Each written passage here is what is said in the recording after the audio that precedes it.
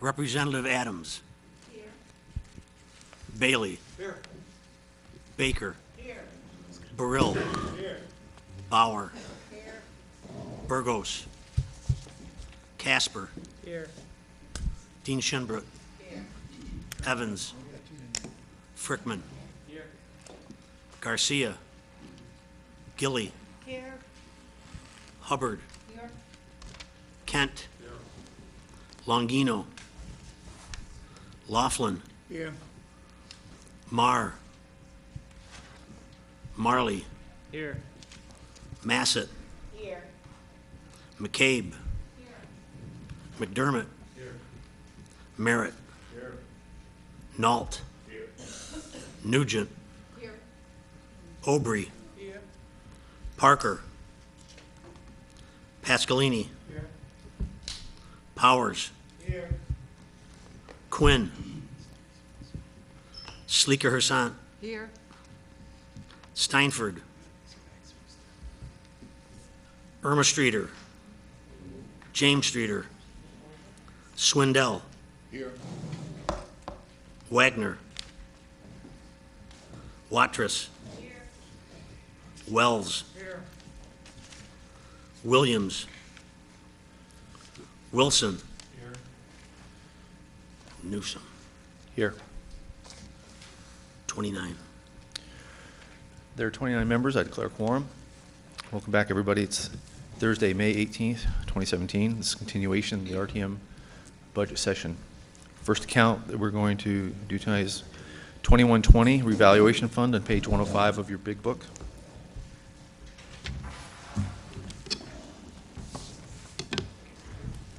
Mr. Moderator, I move $86,000. Second.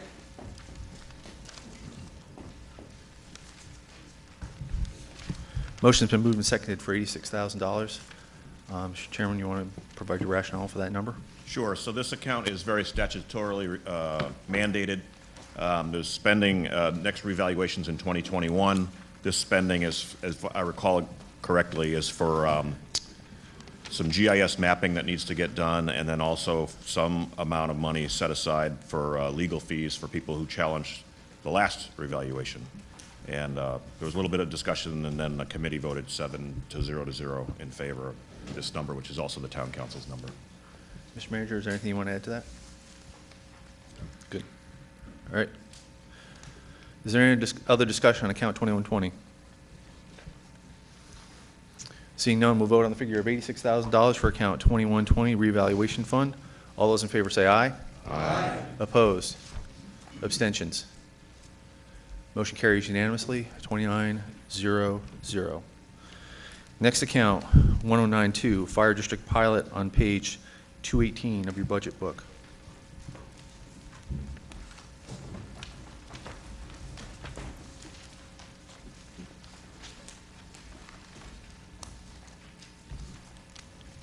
Mr. Moderator, I move $246,000. Second.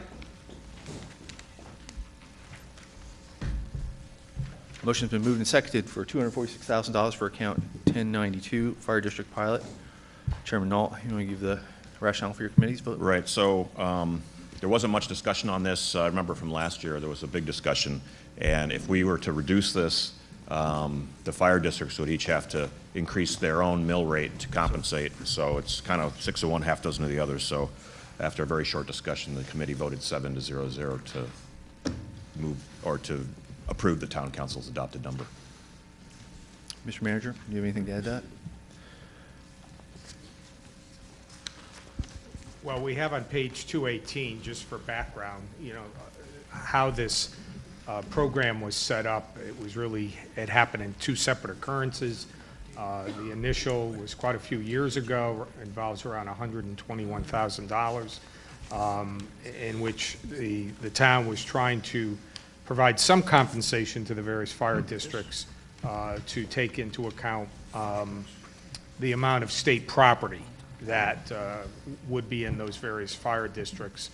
And then after the Marriott was built, there was a discussion about, well, maybe a similar type of pilot should be established to compensate to some degree the services that the fire districts provide the town based on the value of town property, be it town hall, this building, a park, whatever. The number has remained the same for quite a few years. There probably is no correlation anymore between the amount of pass-through state pilot funding that ultimately goes to the fire districts. I think the latest governor's proposal that came out the other day called for zeroing out all pilot to the town of Groton. So that there's not really a correlation. That's just a historical fact of how the first pot of money, the $121,000, was determined way back when. Is there any other discussion on this number? Seeing none, we'll vote on the amount of $246,000 for account 1092 Fire District Pilot. All those in favor say aye. Aye. Opposed? Abstentions? Motion carries unanimously, 30 to 0 to 0. We now have 30 members. Next account is 2060 Mumford Cove on page 221 of your budget book.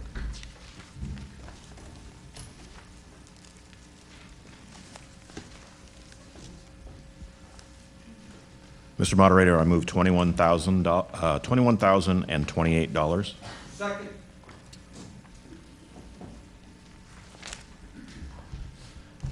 Motion's been moved and seconded for $21,028 for account 2060 Mumford Cove. Chairman Nault, provide rationale, please. There was no discussion on this, but I believe that the finance director indicated at the meeting that this is basically an internal money shift because Mumford Cove gets its fire services from NOANC, and so the money's got to come from somewhere, and this is the amount that they pay. So, Mr. Manager, is there anything you want to add to that? No, really. This is primarily to cover, as he said, the fire protection from Mumford Cove that residents pay, that they hire from NOANC Fire District. Is there any other discussion on this account? Seeing none, we'll vote on $21,028 for account 2060 Mumford Cove. All those in favor say aye. Aye. Opposed? Abstentions? The motion carries unanimously, 30 to 0 to 0. Next account, 4010 Groton Sewer District on page 224 of your budget book.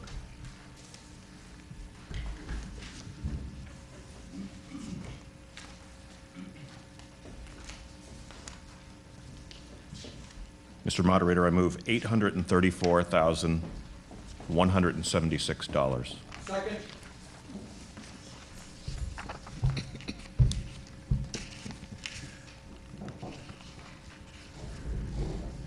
Motion's been moved and seconded for the amount of $834,176 for account 4010 Groton Sewer District.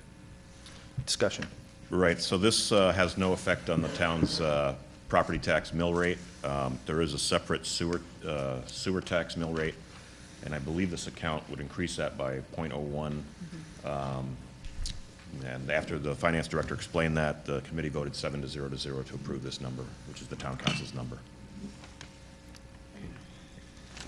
Is there anything you want to add?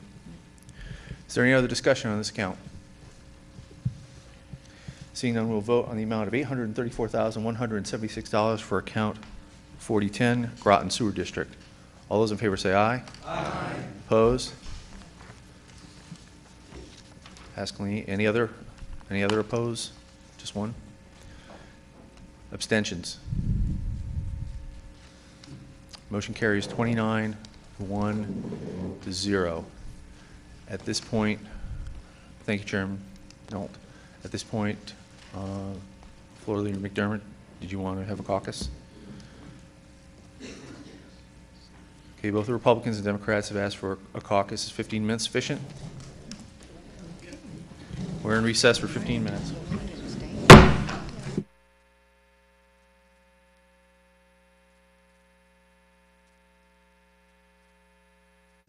We're back in session.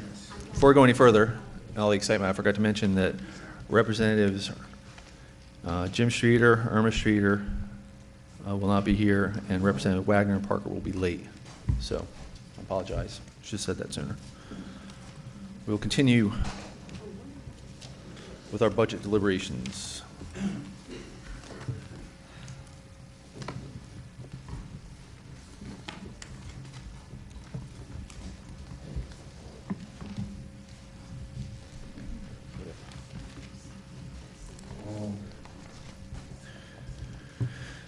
Next thing we're going to do are the education CIPs 5A, B, and J. So at this time, I would ask Chairman Nugent to come up and give her report from the Education Committee.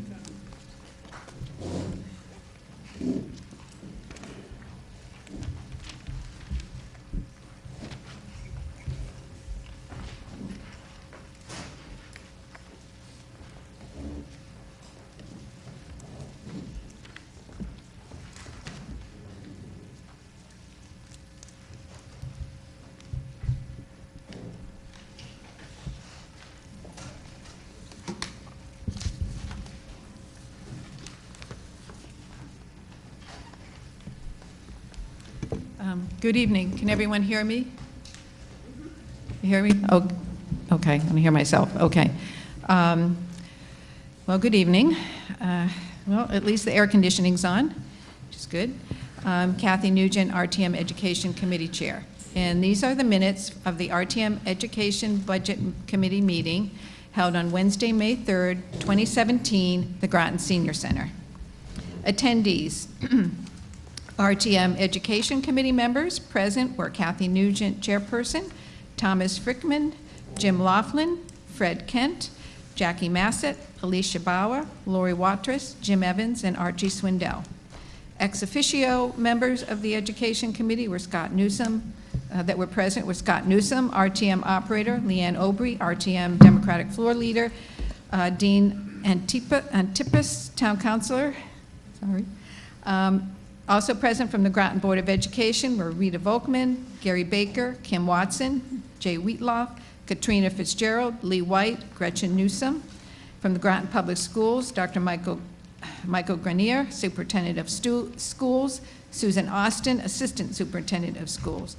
Others that attended were Gary Wells, RTM, Juliet Parker, RTM, Christina residents, and I apologize if I mispronounce your name, Christina Scala, Stacy Norica, Francis Whitney, Lynn Wallace, and C. Antezo. Chairperson Nugent called the meeting to order at 6:35 p.m. All 9 committee members were present. A quorum was declared. Representative Laughlin had to leave early, but a quorum was maintained. Chairperson Nugent welcomed and thanked all for attending. New business, consideration of fiscal year ending 2018 Board of Education budget, account 1080. Chairperson Nugent gave a brief update on the status of the education budget. The Board of Ed proposed a budget of $77,745,293, a 1.67% increase over the 2017 budget. The Town Council passed a town budget on April 26th based on using the assumption that Groton would receive $5 million less in education cost-sharing funding. While originally the Town Council voted to cut the proposed Board of Ed budget by $5.2 million, at a later meeting they reconsidered the account. The final approval for education was $74,747,001, which is a cut of $2,998,292, or $3 million for the purpose of discussion. The Connecticut legislature's Democratic and Republican caucuses have put forth their budget versions, and now it's a matter of negotiations between the two parties and the governor. So we do not know at the time of this meeting what the ultimate ECS amount for Groton will be. Chair Nugent asked for a motion on account 1080 education to start the discussion. A motion for $74,747,001 was made by Jackie Massett, seconded by Lori Watrous. That was the Town Council approved number. Discussion and questions on the motion followed. Chair Nugent asked Board of Ed Chair Kim Watson if she would like to make an opening statement. Ms. Watson said it has been quite a ride. $3 million is better than $5.2 million, but still heavy. Not with an easy heart, we moved forward with the decision to close Pleasant Valley, even though we don't know the final number. To not let families and staff know without sufficient advance notice would be unconscionable. Chair Nugent asked Superintendent of Schools, Dr. Grenier, if he would like to elaborate on the proposed cuts. Dr. Grenier passed out a sheet with updated budget numbers with the identified level 1 and level 2 reductions. He said, closing a school was extremely complicated. Teachers make up a majority of the cuts, 3 less administrators, 24 less teachers. Pleasant Valley was chosen for closure because it is a school in worst physical shape. The school was scheduled to be closed with the 2020 plan, so this is a few years earlier. There are 300 kids at Pleasant Valley. 180 will move to Charles Barnum, where 1 class each for grades K through 5 will be created. A kindergarten class will be going to Mary Morrison. On Friday, May 5th, the district held a lottery for 25 to 30 openings at Northeast and Kolnaski each for Pleasant Valley students. Families of the remaining few students will be able to choose either Mary Morrison or SB Butler. We are keeping families together. Dr. Grenier also elaborated on other cost savings the Board of Ed had approved in its original budget. The Board of Ed is using a consultant to review the transportation account, half of which is for handicapped children, to suggest cost-saving alternatives. The district is saving on heating oil and electricity, as Fitch and Clodchester have been switched to gas, and we will not be replacing a maintenance truck this year. Representative Nugent asked if the train has left the station on the Pleasant Valley School closing. Dr. Grenier replied, practically speaking, yes. Parents have been notified. Teachers have been sent non-renewal letters. Representative Nugent asked about the effect on class sizes. Dr. Grenier replied that classes will still stay at a maximum of 20 for lower primary grades and 22 for upper primary grades. Representative Nugent asked about the request for 51 additional paraprofessionals and kindergarten aides in the originally submitted budget. Dr. Grenier replied these are for special ed students and younger children with behavioral problems. For example, when a child comes in from another school district with an IEP, individualized education plan, that requires a paraprofessional, including a 1+1, Groton has to honor that. Ms. Watson added that special ed department does reevaluate the child after they come into the system. The proposed cut of 10 paraprofessionals will still leave 41 additional paras for the next budget year. Representative Nugent made the first amended motion of $75,402,131, seconded by Representative Massett. This number would restore $655,130 to the town council budget. That number could fund most of the level 2 reductions, such as field trips and instructional software and site budgets, and under level 1, fund 4 of the 6 teachers that were slated for reduction at the middle and high schools. This would still cut $2.3 million from the Board of Ed proposed budget, which includes closing Pleasant Valley. Representative Nugent said she was satisfied with Dr. Grenier's explanation that Pleasant Valley students could be reassigned without class sizes going over the maximum desired limit. She also emphasized that while RTM members can recommend items we would like to see funded or cut, it is ultimately up to the Board of Ed to decide priorities on what gets funded. Representative Massett asked how much it will cost to maintain a closed Pleasant Valley school. Dr. Grenier replied, an estimated $45,000 a year. Representative Massett said she was not happy with the choices we have to make. Education is important, and we can't just slash and burn. Representative Massett asked, by cutting paraprofessional, would we still have enough? Replied by Ms. Watson that the legal requirements of special ed will be honored. Representative Kent brought up the state financial situation and said he feels we should stick with the town council number. Special ed is a quarter of the budget. Mr. Kent asked if some children are being overassessed. Replied by Ms. Watson, I am a practitioner in the field, not Groton, and we don't over-identify. Mr. Kent stated that 8% of the budget is tuition. How do we get control of that? Dr. Grenier replied that one saving already realized was the creation of an in-house life skills program for children ages 18 to 21 with disabilities, which we are mandated to provide. Ms. Watson noted that while tuition for out-of-district magnet schools declined this year, it could go up next year with these proposed cuts. For children with special needs, we can't accommodate in-house. We are required to pay for tuition for an outplacement. Preschool for special ed is mandated. For children with behavioral problems, an increasing problem, we have good in-district programs. Paying for social workers and paras is cheaper than if we sent the children outside the district. Representative Evans asked about central office staff. For example, there is staff support for the 2 curriculum coordinators who will be eliminated. Dr. Grenier explained the 2 staff members may go, but the functions won't. Representative Evans asked, how can we be sure how the money we restore will be spent and have you prioritize? Ms. Watson said the Board of Ed will start meeting and will provide a prioritized list for the May 18th full RTM meeting.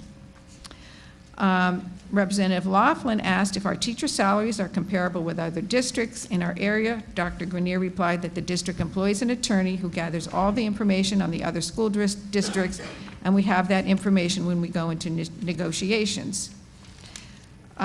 Representative Swindle inquired on the feasibility, asked if we could freeze teacher salaries for 1 year. Dr. Grenier replied that we have a contractual agreement through 2019. We will have future teachers with this cuts, which will drop our salary account. Dr. Grenier said we need to stay competitive with other districts. Representative Swindle said he hates to see math teachers reduced at the middle school. He is disturbed by the uncertainty of the budget cuts and feels we shouldn't dismantle our schools over what might happen. Representative Watrous asked, with 88 layoff slips going out, will there be vigorous bumping? Dr. Grenier replied that for non-tenured teachers, certification and evaluations would be among the main criteria. Representative Bauer asked how we will handle busing the kids from Pleasant Valley to other schools. Dr. Grenier replied, we already have buses in that area that go to the magnet schools, and we have a software program that helps us create a busing schedule. Representative Frickman expressed concern about possibility of class sizes going up with these cuts. He asked about funding of field trips. Dr. Grenier replied that if a trip is part of the curriculum, such as going to Mystic Seaport, the Board of Ed makes a decision, the Board of Ed made a decision, the district would cover the cost out of concern for equity. Representative Frickman asked about the use of instructional software, such as Lexia. Dr. Grenier replied, children use it both in the classroom and at home. Representative Newsom, ex officio member, questioned a survey that indicated some software wasn't being used. Dr. Grenier replied, those are already eliminated. The ones in the budget are being used. Representative Newsom expressed concern about the tax increase for homeowners and businesses. Looking to the future, Representative Newsom suggested old paradigms need to be changed and we need to be less dependent on the state. He suggested perhaps the International Baccalaureate program could be offered on a tuition basis to out-of-town students. Others agreed this should be looked into. Representative Frickman asked if we should keep Pleasant Valley open for some educational purposes. What if the downward trend of enrollment reverses? Ms. Watson replied that if our population does increase, the 2020 plan allows for sufficient space. Ms. Watson said the 2020 planning team looked at school population trends to make sure we were not closing too many schools. Representative Obry, ex officio member, said she was in favor of restoring funds to the education and budget. Look at the positive things happening in Groton, she said. Developers are looking at land in Groton. More people are moving into town. The Economic Development Department is working hard to change Groton's reputation with developers. We have to keep up our reputation in education or people won't be building new houses in Groton. Representative Frickman made a motion for $75,927,911, seconded by Jackie Massett. This would restore $1,180,910 to the town council budget number. It still cuts $1.8 million from the Board of Ed proposed budget. Representative Frickman said, we don't know what the state is going to do yet, and his higher number restores all the items on that level 1, level 2 cut list, but Pleasant Valley. Representative Nugent asked Board of Ed member Katrina Fitzgerald to share the minimum budget requirement information she had obtained from the state. Ms. Fitzgerald replied that the minimum budget requirement for the fiscal year ending 2018 before any ECS cuts would be $75,676,300 $75,376,311. That is $929,310 above the town council approved number. Per Ms. Fitzgerald, this means if there are no ECS cuts, that amount would have to be restored, else the town faces penalties. If there are ECS cuts, then the budget can be cut below the MBR amount as happened last year. Board of Ed member Rita Volkman made the point that there have as yet been no ECS cuts and that Groton is the only area town that is making cuts to their education budget based on what may happen. Chair Nugent called for voting to begin. Excuse me.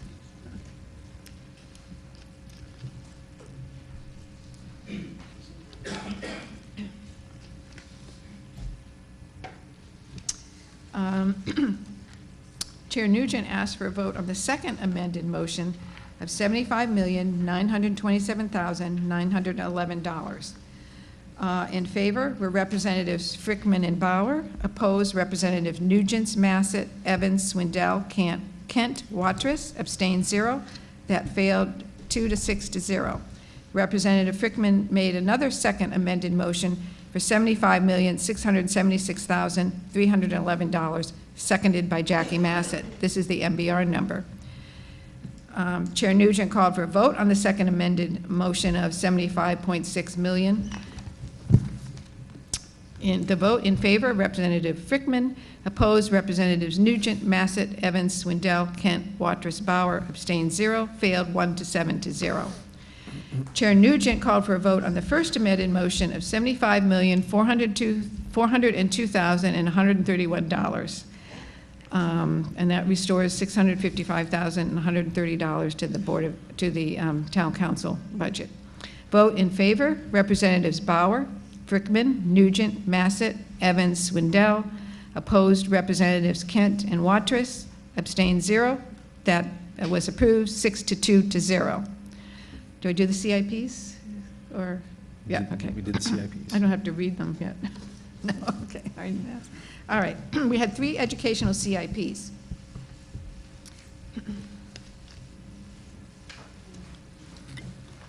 Representative Nugent noted the town council had originally approved some of the requested funds, but later voted to zero out all 3 CIPs.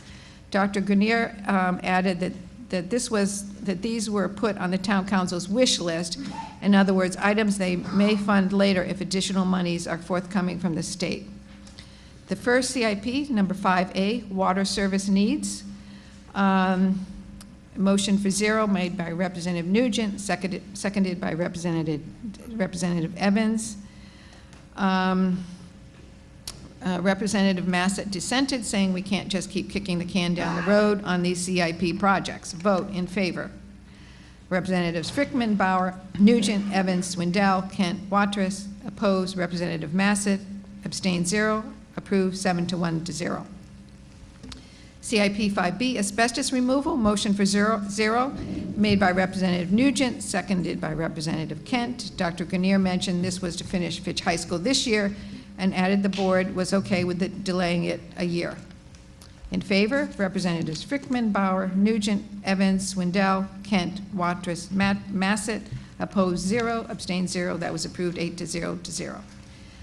5J, Mary Morrison. Motion for 0 made by Representative Nugent, seconded by Representative Massett. Dr. Grenier explained that this year's request for $25,000 was for surveying work, and was zeroed out because the town council thought the town surveyor could do it. Now the surveyor position is vacant, so if a new surveyor is hired, they will do it, else the town would contract this out at such time as monies are approved. In favor, Representatives Frickman, Bauer, Nugent, Evans, Swindell, Kent, Watrous, Massett. Opposed, 0. Abstained, 0. Approved, 8 to 0 to 0. Motion to adjourn made by Representative Watrous, seconded by Representative Frickman. Well, that was unanimous. So, Representatives Frickman, Bauer, Nugent, Evans, Swindell, Kent, Watrous, Massett. Opposed, 0. Abstained, 0. Approved, 8 to 0 to 0. Meeting adjourned at 9:45 p.m. respectively submitted. Kathy Nugent, chairperson. You move the minutes? You move the minutes? Motion to move the Oh, okay. Motion's been moved and seconded to approve the May 3rd, 2017 RTM Education Committee meeting minutes. Is there any discussion on these meeting minutes? Actually, I had a question on CIP 5B, the asbestos. I think the board said that they could do the asbestos abatement. They want to do 2 places at one time, right? So they want to do it all together? Yeah. Is there a Actually, the high school, if we postpone it a year, we could do it all at one time. Okay. Okay. So that should be reflected in the minutes that, Okay. should be reflected in the minutes that it was not a decision Okay. to just put it off, but there's a economy of doing the job at both places all Okay. at the same time. Do, and maybe next year, both, okay. But 2 schools at once, okay, thank you. Is there any other discussion on the amended RTM Education Committee, May 3rd, 2017 meeting minutes? Seeing none, we'll vote. All those in favor of accepting the meeting minutes, please say aye. Aye. Opposed? Abstentions? Motion carries 31-0-0. We now have 31 members. Somebody else?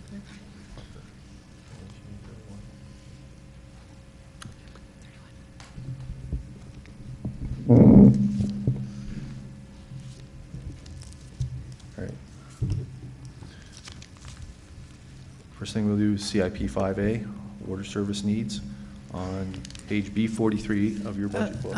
Excuse me, moderator, there was a minority report. I'm sorry. Thank you very much. Representative Kent?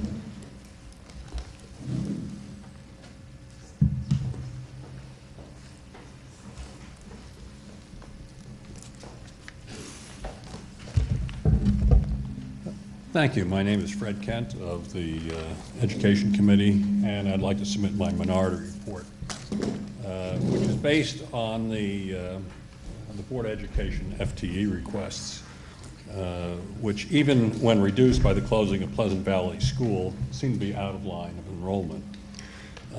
Bear in mind, in the past week, Moody's, Standard & Poor's, and Fitch have downgraded Connecticut's bond ratings, while Hartford has filed for Chapter 9. The May 15th Mirror indicates that the state education at Groton will be cut by $11,753,412, which is far more than doubling the anticipated cuts in the town council plan. We need to deal with this situation that will only get worse, not better. That is why I'm against the increases submitted in the Education Committee, and I'm supporting the town council's number. Primarily, we need to address the continuing increase in school staff while enrollment declines. 2011 enrollment was 5109 in the school district, and it dropped by 624 in FY16, yet the staff increased by 100 to 761. FY17 enrollment dropped by a further 53, yet the Board of Education requested an additional 52 FTE. The Board of Education reductions presented in the May 3rd meeting do not even go back to FY16 levels. So we have declining enrollment for, in the past years, and in the last year, the amount of the decline in enrollment was fully offset by a request for an increase in FTE. So I support the town council's budget number. And further recommend the RTM town council needs to ask why the BOE cannot staff at FY16 levels with with reduced enrollment. Further, the RTM and the town council needs to ask the BOE why staffing has increased by 100 FTE from FY11 to FY16 with an enrollment reduction of 624. It's going in the wrong direction. And further, the RTM and town council needs to ask the BOE what measurable improvements, for example, SAT or ACT scores, have occurred with the FTE increase. And so I recommend the support of the town council's original number. Thank you. Very good. We don't have to approve the minority report, so we'll continue. Thank you very much.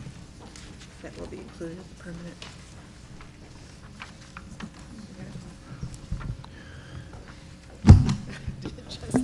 So the first CIP account is CIP 5A, water service needs, on page B43 in your budget book.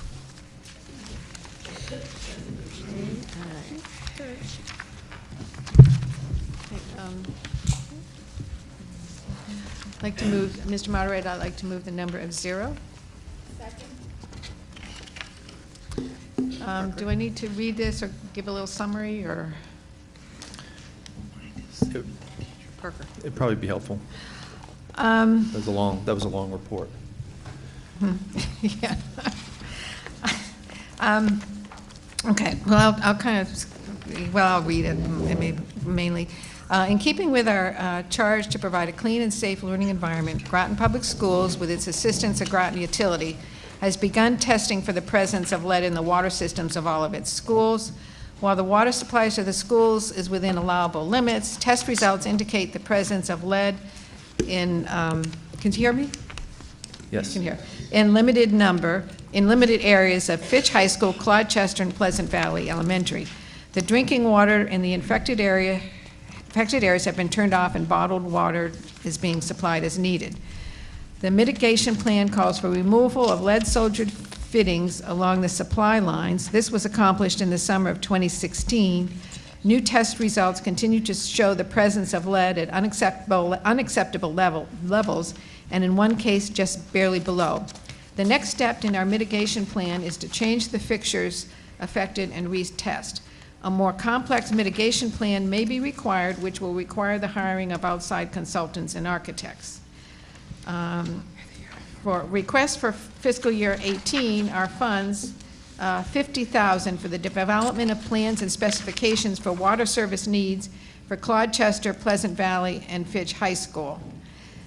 Now, originally, a little background, originally the town council approved the request was for $50,000. Originally, the town council approved $20,000, and then a couple of things. One, with the possible closing of Pleasant Valley, you know, that wouldn't need to be done.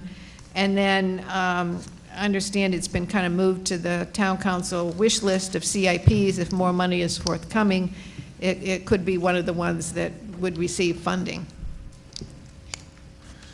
So just to be clear, the instances of lead they're localized, right? Yes. And those localized spots, we have bottled water, and we've turned off the water supply. That's right. So there's no concern for the children. We're just paying extra money for bottled water.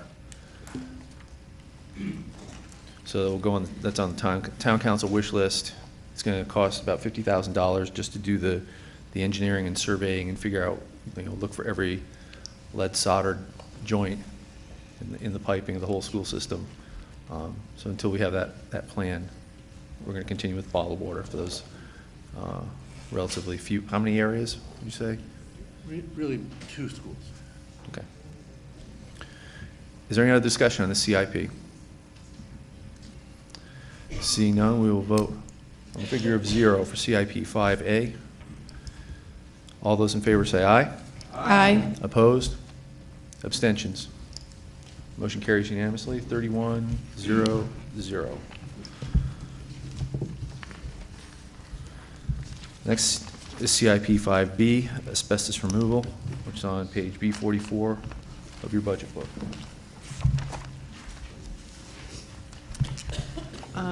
Okay. Mr. Moderator, I'd like to move a number of 0.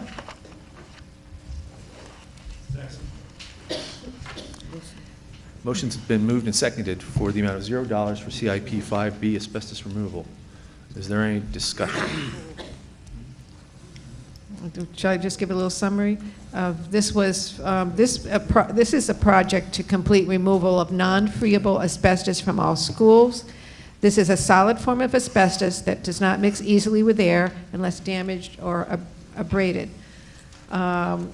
Although the state does not require removal of non-friable asbestos in good condition, the Asbestos Emergency Hazard Response Act requires all damaged asbestos-containing material to be removed.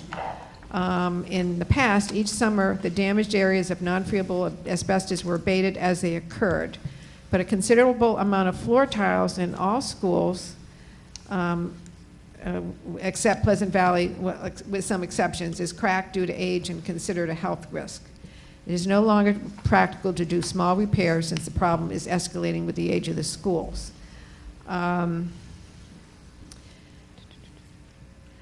Charles Barnum and Claude Chester abatement projects were completed over the last two summers.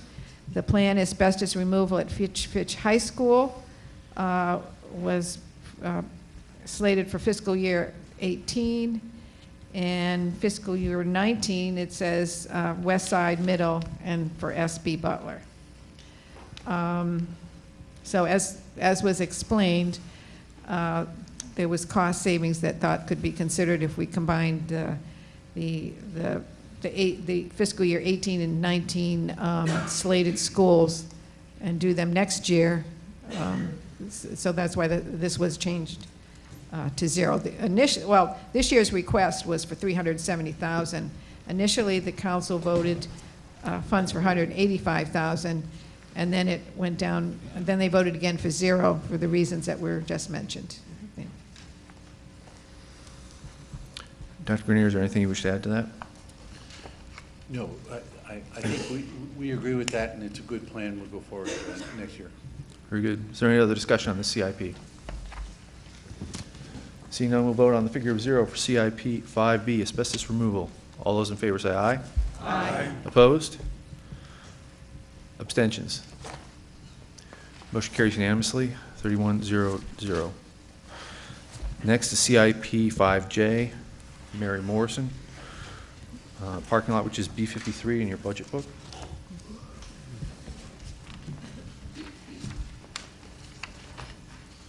Mr. Moderator, Mr. Moderator, I'd like to move the number of zero. Motion has been moved and seconded for the amount of zero for CIP 5J, Mary Morrison. Studies undertaken by the Town Council and Board of Ed agree that it is cost-effective to keep Mary Morrison in use. Continued use requires fire code and ADA accessibility compliance, window replacements, security upgrades, central air conditioning and ventilation, plumbing, and electrical upgrades. Expansion of the parking lot and replacement of temporary classrooms with a permanent addition. A request has been made to the Public Works Department to do the plans and specs for the parking vehicle access project. Public Works has agreed to begin work on that this winter. The previous request for $80,000 is now reduced to $25,000, as the town has no surveyor on staff and will need to hire an outside contractor for the portion of this work. So requested for fiscal year 18 are funds, $25,000 for surveying contractor for parking vehicle access. So originally $20,000 was approved, and then it was changed to zero, as I think we mentioned, that at that time we had a town surveyor, I guess, on staff, and it was felt that he or she could do it. And now that position is vacant, so we'll either wait. So the thought was, so then it was changed. So the thought was we'd either wait till we had a new town surveyor, or if funds were available, then we'd have to contract it out. But in any event, the figure was changed to zero, and another vote by the town council. Is there any other discussion on CIP 5J? Seeing none, we'll vote on the figure of zero for CIP 5J, Mary Morrison. All those in favor say aye. Aye. Abstention. Opposed? Anybody opposed? Abstentions? Motion carries unanimously, 31-0-0. Now our last account for tonight. Last but not least, by any means. Account 1080. Education Service on page 203 of your budget book.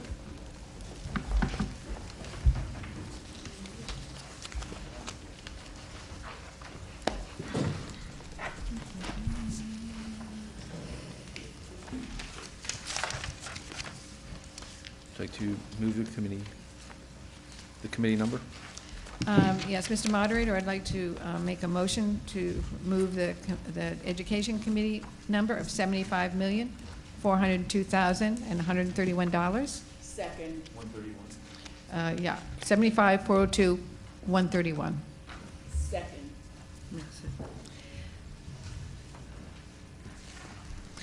And I would just like to summarize the the rationale of the Education Committee and how we came up for that number. Well, mainly, a majority of the committee felt that a $3 million decrease would cut too deeply into our schools. The Education Committee worked hard. As you can tell, we had a 3-hour meeting, and I apologize for the long report, but it does show that we delved very deeply into this budget, asked a lot of questions, questioned different spending, and we attempted to balance the needs of our schools with a tough budget environment.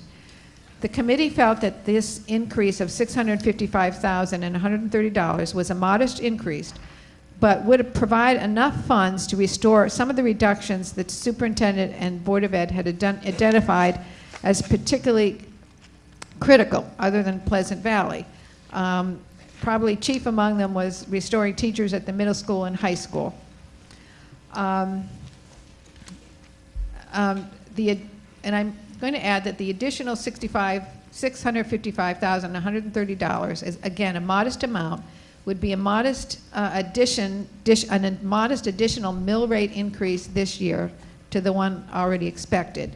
Or it would be an additional approximately 0.18 mil, or an additional $18 a year per 100,000 of assessed value, based on 1 million equals 3.6 million. And of course, that's on addition to whatever the other mill increase is, but it's still pretty modest.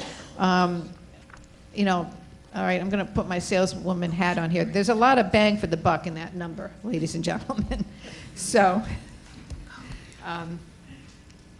that's my opening statement. Thank you. Thank you very much. So the amount of $75,402,131 has been moved and seconded for account 1080. Excuse me, moderator. Yes, ma'am. Have we decided what number you're using as the town council? The top one. This one.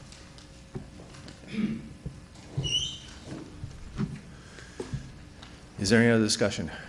Representative Wilson.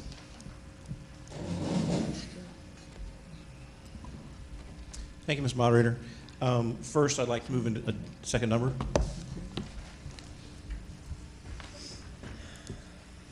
$74,492,000. Second. Thank you, Representative Bailey.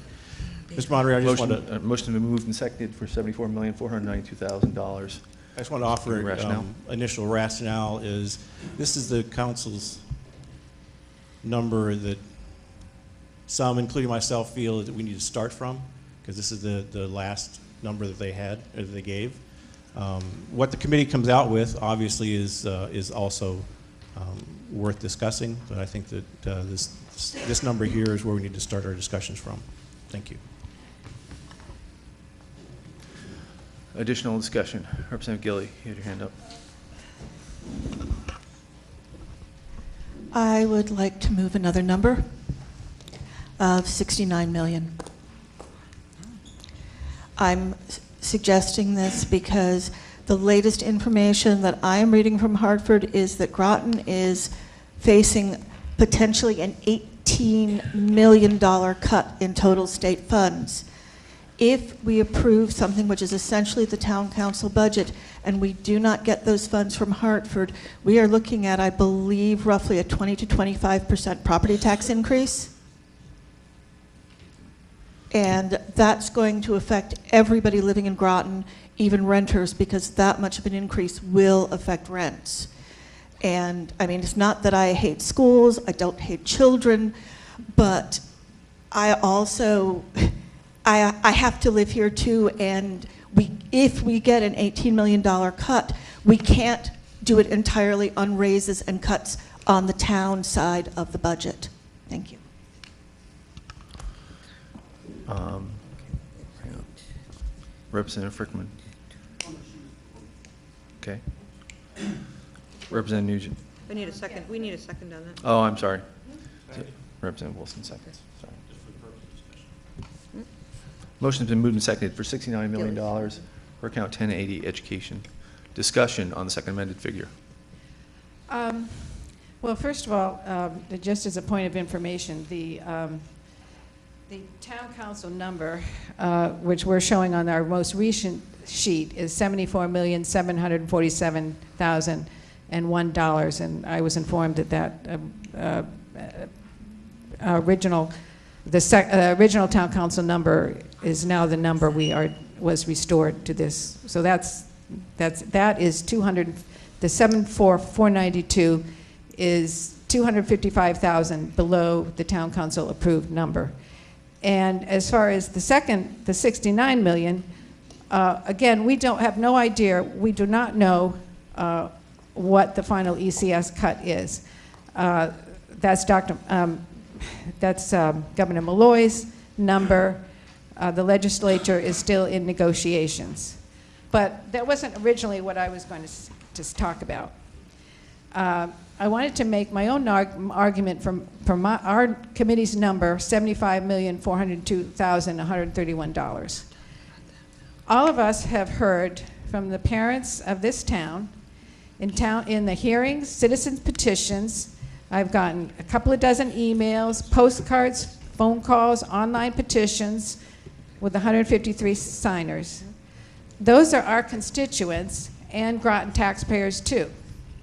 What I heard was overwhelmingly that they feel the Groton schools are good, the teachers are wonderful, their children are thriving, they chose to buy a house in Groton because of the schools. This is an incredible endorsement of Groton schools by the parents in our community who, what I would contend, are the real experts on Groton public schools. Not one parent wrote that there were too many teachers or too many books or computers or too many activities or too many electives. I also heard that some may not stay in Groton if the schools are underfunded. Add with the passage of the 2020 plan last year, I am convinced of the strong support of education in Groton. And one final point is, and let's remember all the great things happening in our schools.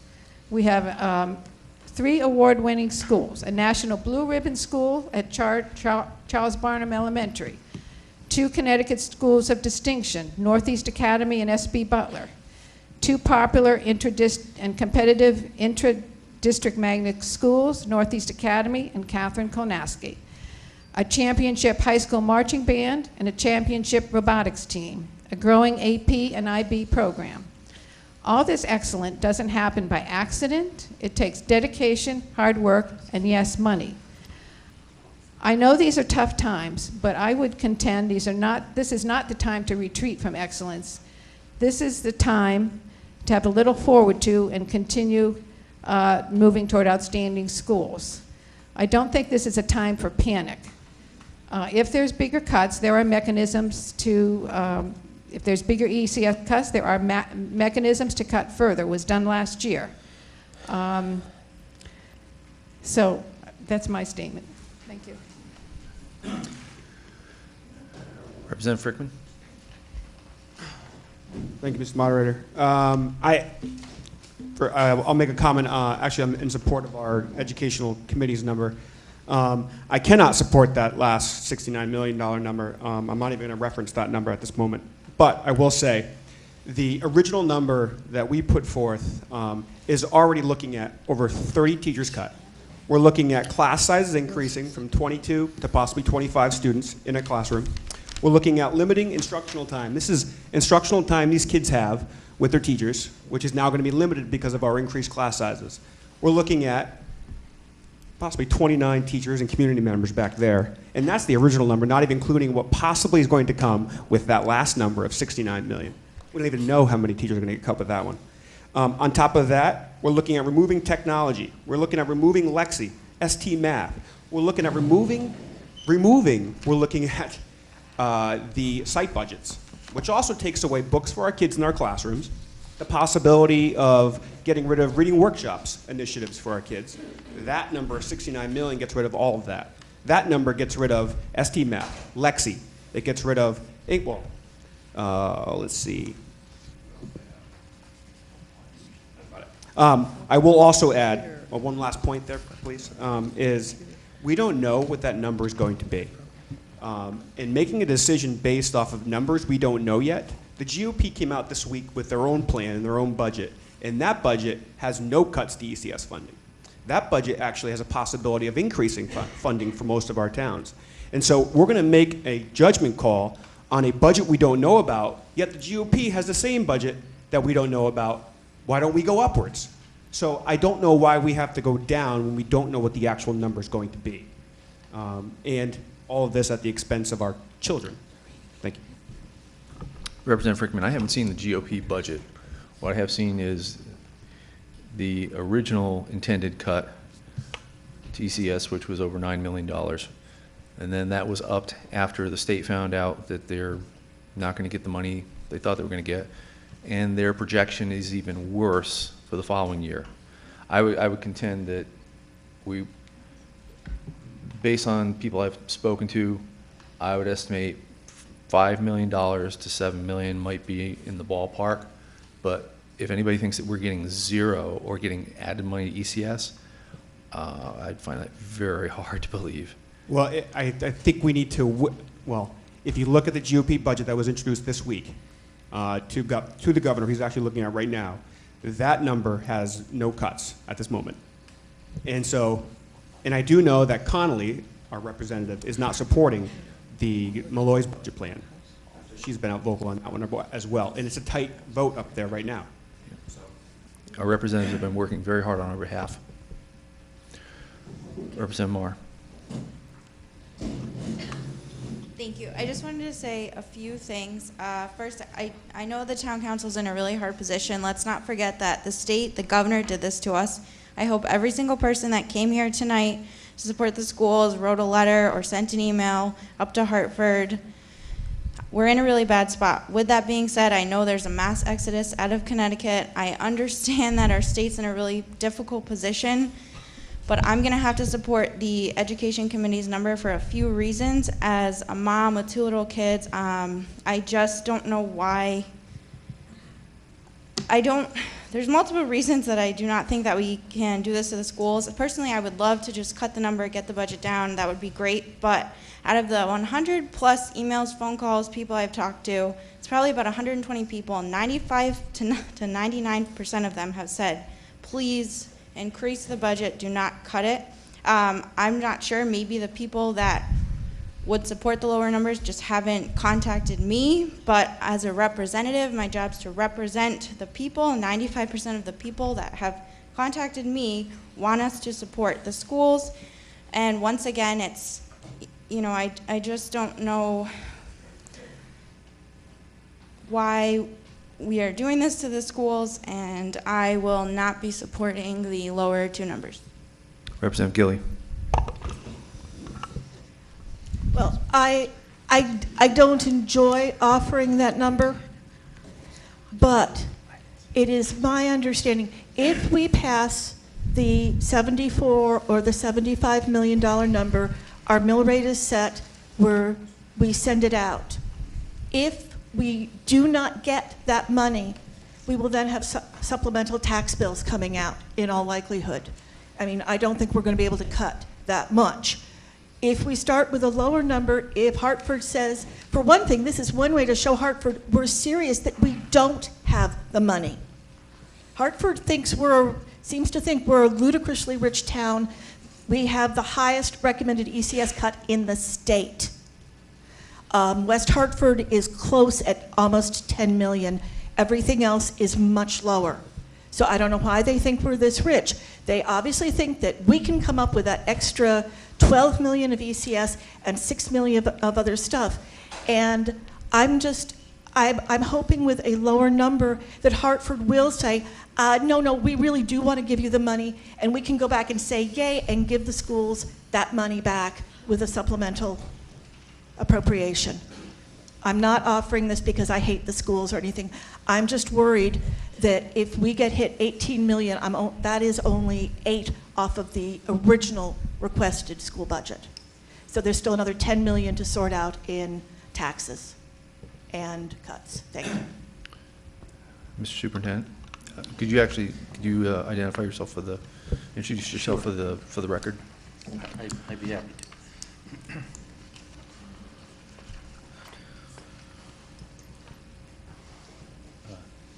Mike Grenier, and I actually live at 496 Noank Road. I've been waiting years to say that, and I'm actually here. A couple of points. I certainly understand the apprehension, and I understand the number. But I do want you to know I attended a meeting. A few of us were invited yesterday morning to go to meet with Senator Summers and the Majority Leader Len Fasano, and they actually gave us the Republican budget. So the so-called latest news that I have to offer you is, frankly, it's too good to be true, but I'll give it to you anyway. The Republican Senate caucus met and released their budget yesterday. It does call for a flat funding of ECS. Actually, there's about a $30,000 increase for Groton, and it would also give us $6,710,440 to pay for special education costs, and the increase in municipal aid would be in additional, I guess it's for 2 years, so maybe cut this in half, $1,091,670 would come to the town. They talked about how they were going to do it. They also showed us, I was talking to Mr. Offender, showed us the Democrats' budget, which was one piece of paper. And it said $200 million to municipal cuts, whatever that means. That's how detailed it is. It said $90 million in efficiencies, whatever that is. The Republican budget, and I'm happy, I'll send this to everyone tomorrow. The Republican budget is very detailed. It explains where they're going to get the money, how they're going to get the money. There's no smoke and mirrors. I never met Senator Fasano before. I was extremely impressed with him. He's a straight shooter. Senator Summers, there was a whole group of us. Former Congressman Simmons was there. All the representatives, first selectmen and so forth from the 18th district. So I then said to them, I want to be honest with you. I said that I was coming here tonight and that I wanted to report because these are tough times and anxious times. And they said to me, frankly, it's going to take probably a few months. I wouldn't hold my breath. As Representative Simmons said, that this is unprecedented in Connecticut history, including in 1812 when Stonington passed its budget while it was under attack by the British. This had never happened before, literally. So this business of drawing this thing out is very painful. But I am not convinced that we're going to get the exact same amount of money. I am certainly not convinced that municipalities are going to have representatives, including Representative Connolly and Dela Cruz and Senator Summers. Senator Summers, who is one of the 18 senators, there's a Republican, there's a tie, so she is the chairman of the Education Committee. And if the chairman of the Education Committee can't help us, I don't know who can. So I do not anticipate. The other thing I love, by the way, about the Republican Senate budget was that they actually put a formula together to figure out ECS. And the formula took 70%, not 90%, as I reported to you last time, 70% of the grand list and 30% of the average per capita income for the people in the town. In other words, it balances the fact that Groton has some very wealthy properties, but lots of not so wealthy individuals. So the formula comes out, and it's per pupil, and as I've said to you before, this formula hasn't been applied for 30 years. It is a crazy formula. It is a crazy way that we have funded education for the last 30 years, because we've just held towns harmless. And they were talking yesterday about towns that had a 68% decrease in population, and they've retained the same amount of ECS. That makes no sense. But we have, in fact, made some significant adjustments. And one of the things, I'm gonna shoot this around, if you don't mind, maybe 30 seconds, not 30 seconds, 2 minutes. The value of a dialogue, I love dialogues, and I have to thank Representative Kent, because he got me doing some digging that I think is hugely important. So I'm going to let this little piece of paper come along, because there are 2 aspects of Groton education that I think every member of the Representative Town Council Town Meeting should know. So the first thing is this. Dr. Austin, could I trouble you to make sure a couple of those copies get up here? Thank you very much.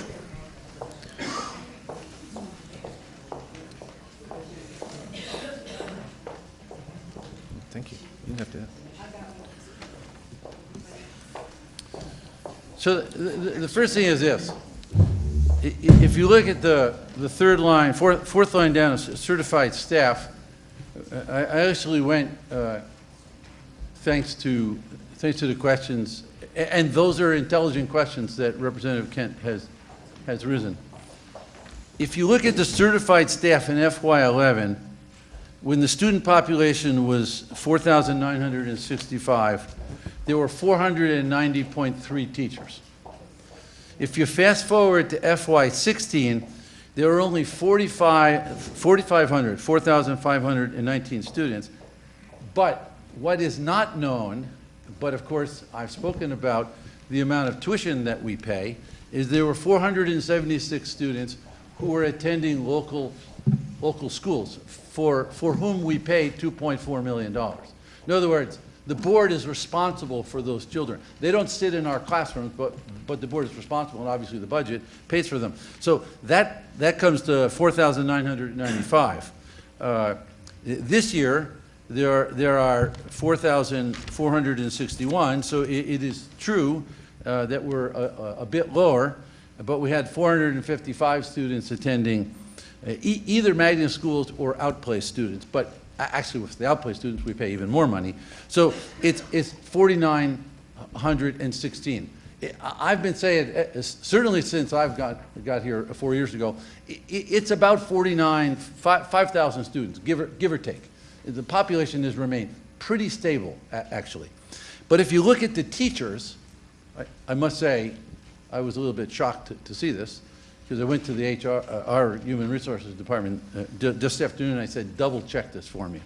So we went from FY11 to FY16 from 490 to 451.5. This year we went down just 2 teachers, but next year we'll be down to 420.6.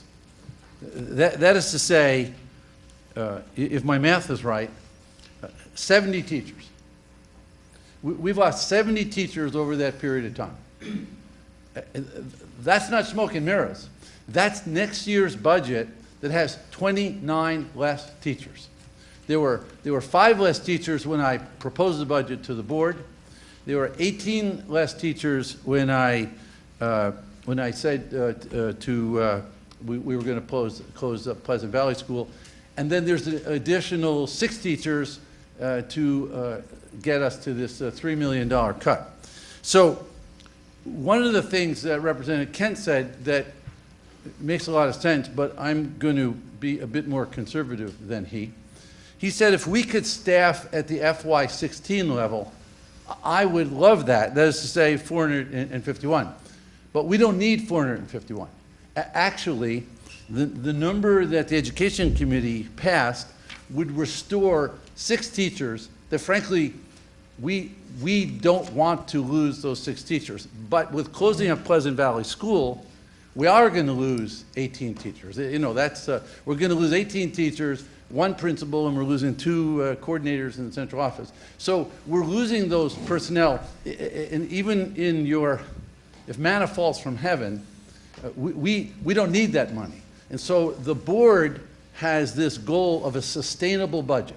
We want to, not only for the possible, and I'm sure it's probable, shortfall that's going to come. We've been getting $25 million for the last 20 years, in roundabout numbers. I don't think that's going to happen, but I certainly don't think, I am absolutely convinced, especially after my meeting yesterday with the Senate Majority Leader, that we're going to get a massive cut. And the representative is right. It's 18 million. Where the governor thinks municipalities has that kind of money is beyond me. But so I would say this. I don't think we should go back to FY 2 years ago staffing levels. Not with closing up Pleasant Valley School. We don't need the money. But what you're going to hear me say next year is I'm going to be planning a budget for 420 teachers. And that's going to be sustainable cost savings for a long time to come, which is not to say that the staff salary won't go up. Of course it will go up because we have contractual obligations. But we will have less FTEs. And if the education budget is passed tonight, we will restore 6 teachers. We will restore field trips. That breaks my heart to think that we're not going to send these kids. Some schools will go to Mystic Seaport because the parents will fund it, and other schools won't. I don't like that, and the board doesn't like that.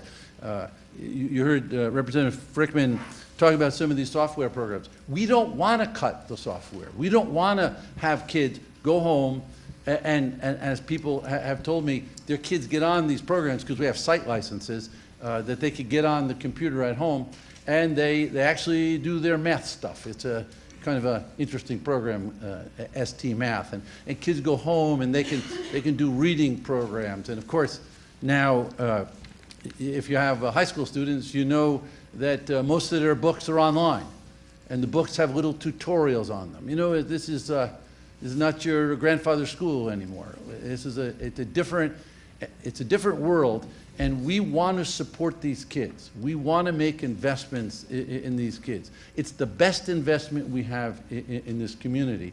And so I'm not a wild, give me all the money education guy. I'm saying, I actually said to the board, we are probably facing really tough times and we need to close the school. I'm so proud to tell you, wherever Mrs. Austin is, Mrs. Austin has led a little team, and in 20 days, we've placed the children at the magnet schools. We've placed every single child at Pleasant Valley School in their new school for next year. They've already been notified. The teachers will be notified starting tomorrow where they're going to go. All of this happened in 20 days. Try to do that in July. That was my great fear. So we've done it. The board has done its conservative work to bring forward a budget. But if the budget number of 75.4 is voted on, then I'm going to have to go back from 420 and correct myself and say that will be 426, because we're going to add back a math teacher at the high school. We can't afford to lose a math teacher.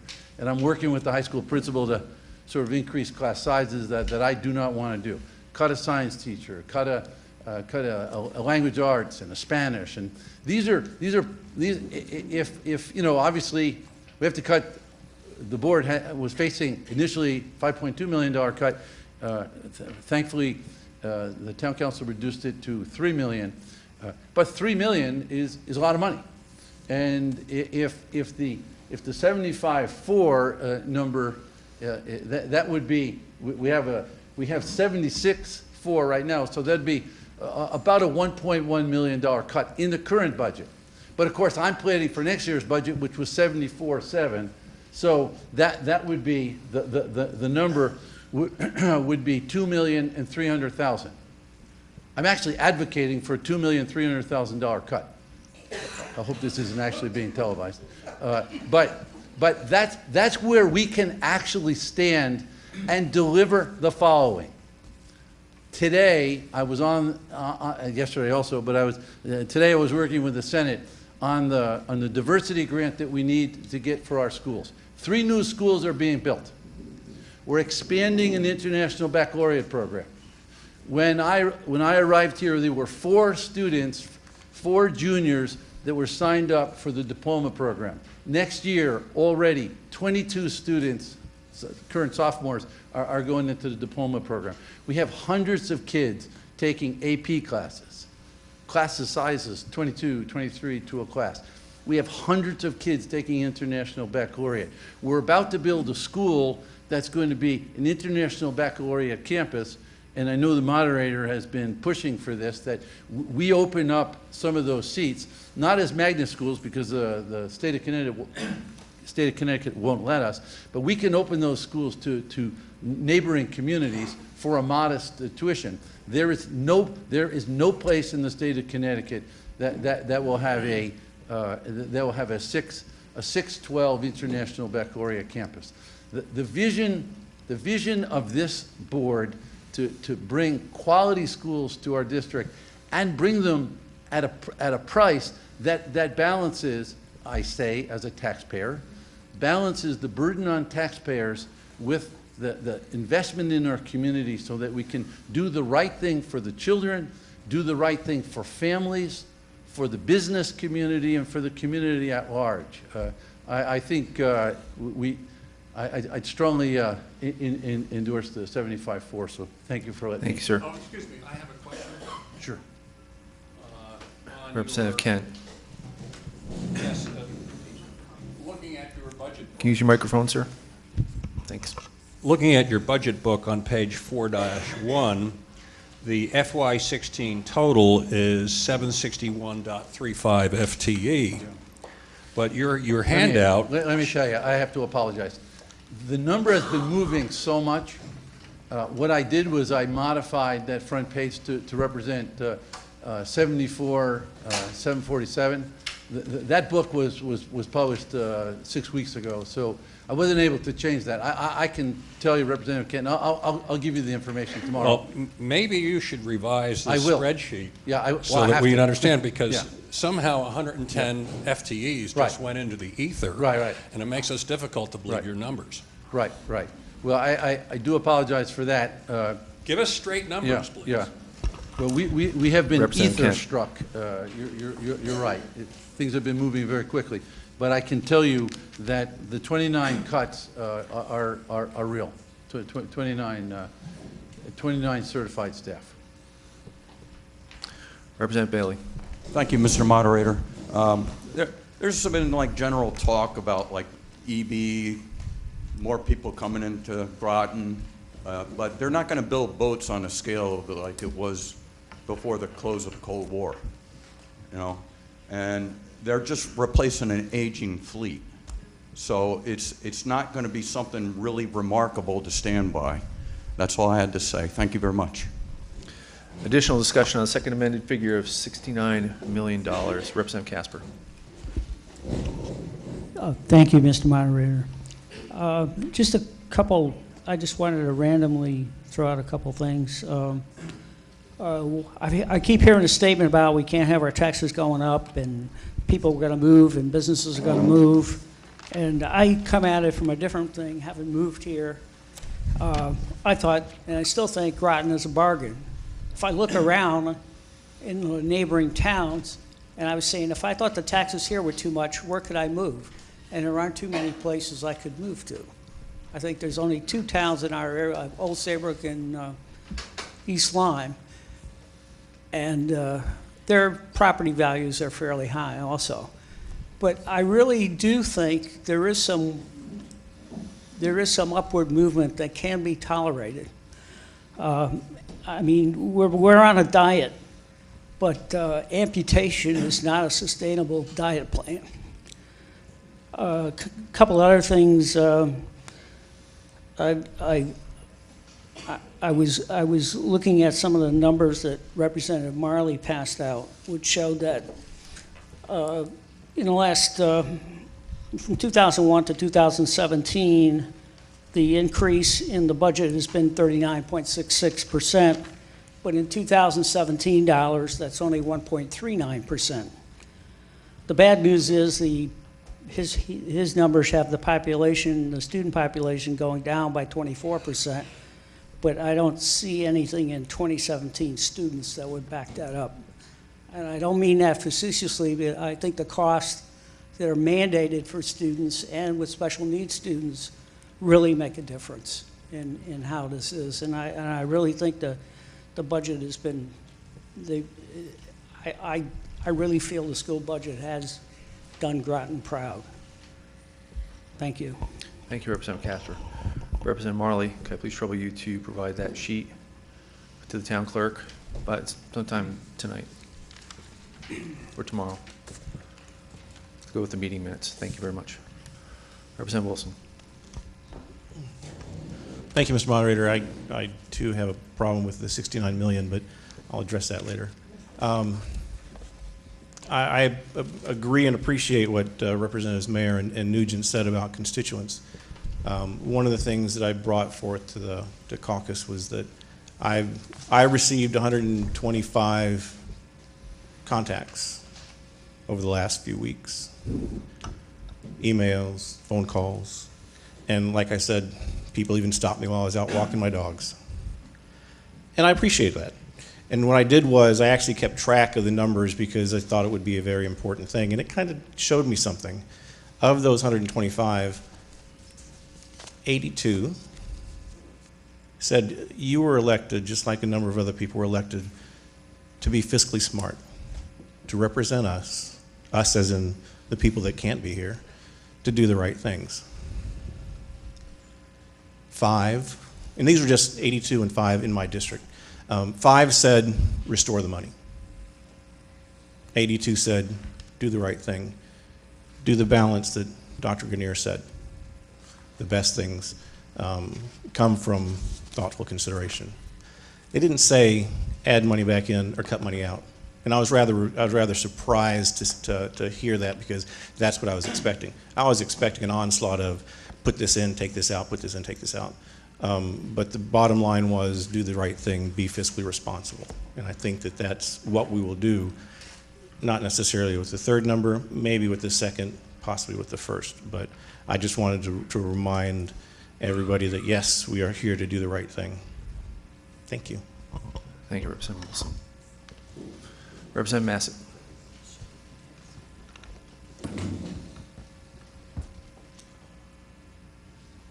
69 million doesn't work.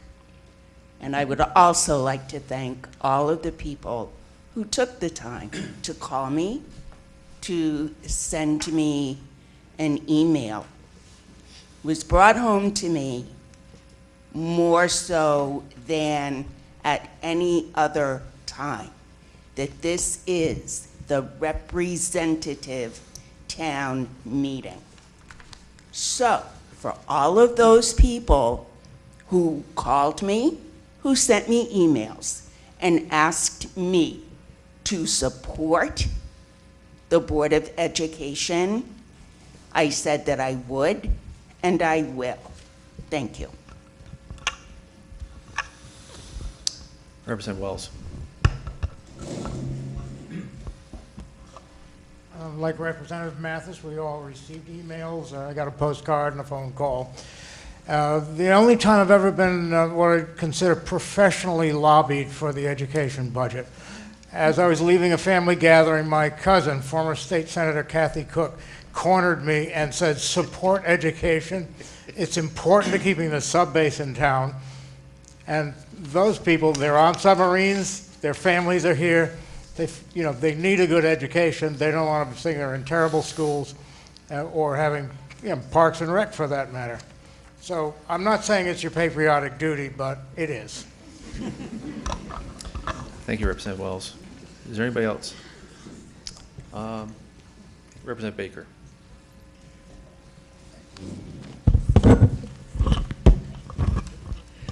Just a quick comment. Thank you, Mr. Moderator. Of course, I also received the phone calls and the letters and phone call this afternoon and a whole bunch on my email, and everyone supporting us to support the Board of Education budget.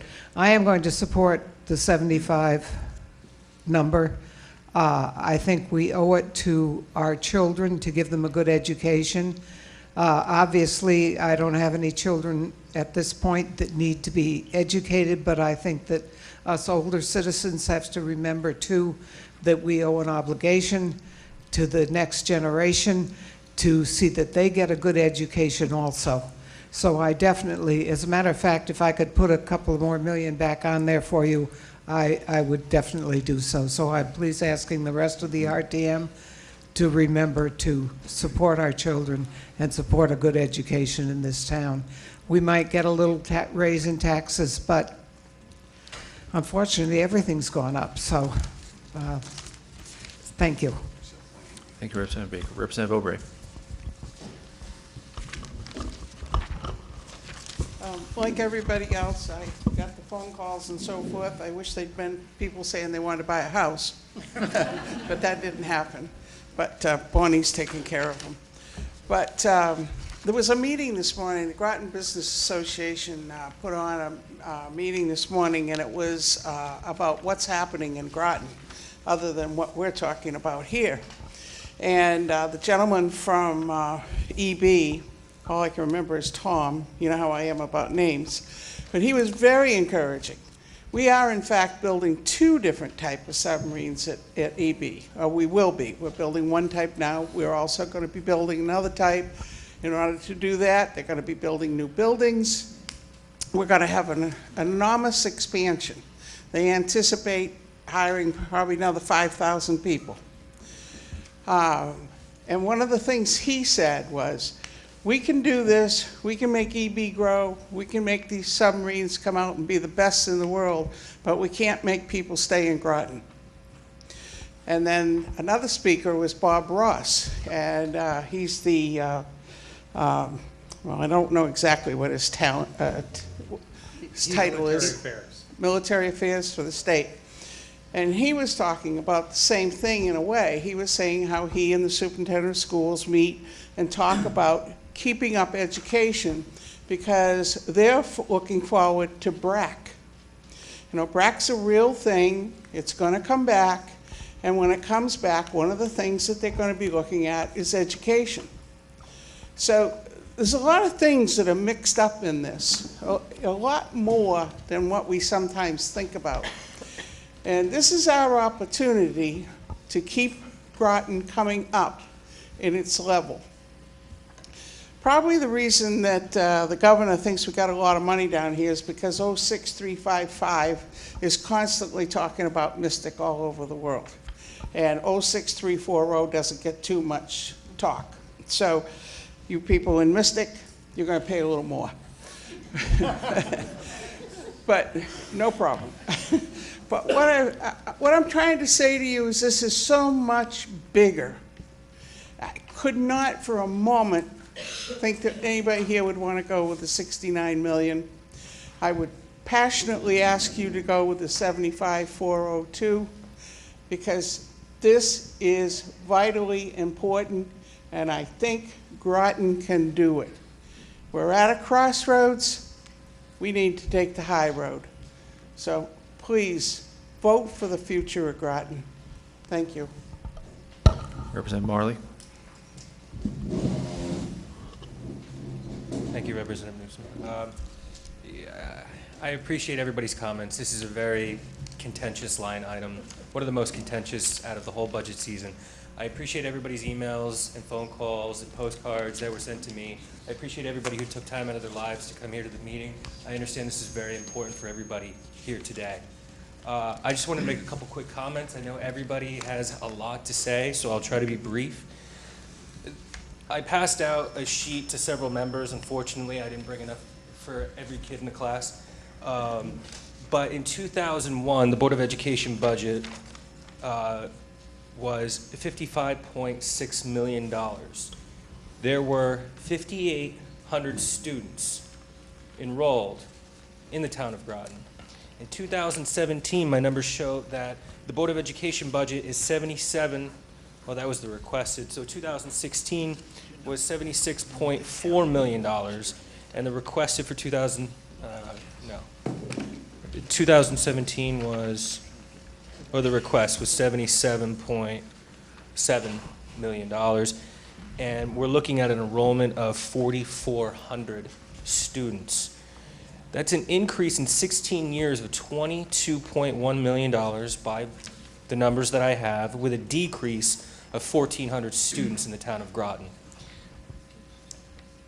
Unfortunately, there's not enough time in the day to figure out exactly every single number in this book. There's a lot of information, but that is a significant increase.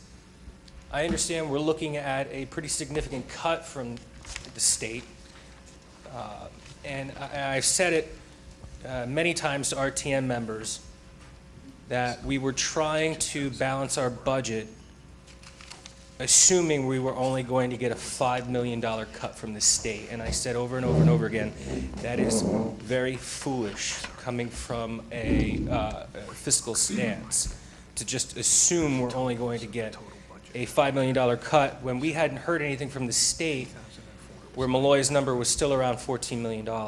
Last Monday, I got word that Malloy's number increased to 17.9. Of course, I haven't talked to Senator Summers. I haven't seen the Republican budget, but that still needs to be voted on.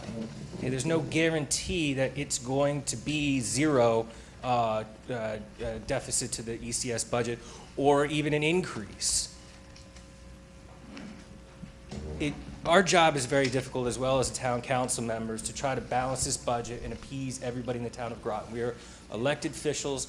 We need to listen to our constituents and do what's best. And it's very difficult to balance a budget where 76% of the town of Groton's budget goes to the Board of Education, leaving only 24% really to try to balance and try to prevent any tax increases. That is very difficult.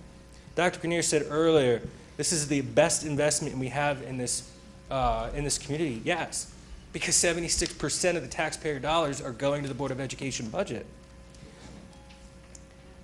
There was the issue with the town council's initial budget cut to the Board of Education of Pleasant Valley School closing. My information that I have was that it was already testified, I think in a town council meeting or in the RTM 2 years ago, that Pleasant Valley was already slated to be closed in 2018. However, Dr. Grenier did say on Monday that it was slated for 2024. Unfortunately, I couldn't find the video of that hearing, so I can't substantiate that. But Pleasant Valley was going to be closed anyway. And we have to speed it up a little bit.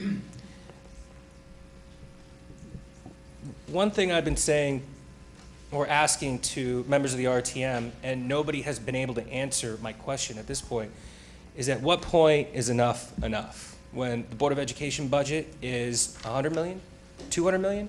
At what point is EB going to say, we can't afford this anymore, this is not fiscally conservative for us, and we're going to move to another town or maybe even another state?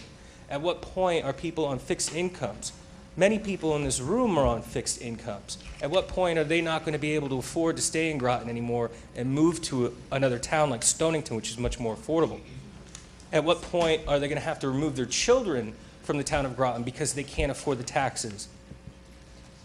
I know over a dozen people in the town of Groton, in affluent neighborhoods, who are moving out of Groton because of the constant tax increases. While people might tout that Groton is a bargain, there's a cutoff point. And while I'm not necessarily supporting the 69,000 or the 69 million or the 75 million, I think we need to be fiscally conservative at this point and really take into consideration how the Board of Education budget has increased significantly over the last 16 years, with our enrollment decreasing over the last 16 years. Thank you. So just to let people know, some of you have already spoken before, and I'm trying to get the first time hands before I get back to you guys, so I apologize. Please be patient. Representative Nault. In the interest of keeping this short, I'd just like to say that I agree with everything Representative Marley just said. I don't support the $69 million number, but I do not support the committee's number either. And I do support the first amended number. Representative Swindell. Thank you, Mr. Moderator. Let's see, I moved to Groton a long time ago.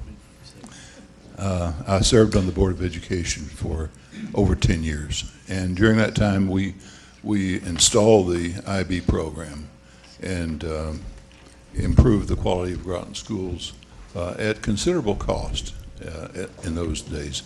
I'm supporting the committee number, and I think that back in the early days of service on the RTM in the late 80s, we always heard that people were going to leave Groton if we increased taxes. And I'm sure that some did, and some may still. But we cannot not support our schools. This is the most important thing the town does, is to educate its children. We have 2 police forces that we're funding. We have 2 public works departments that we're funding. And we sit here and we vote these funds year after year, and we can't afford to support our schools.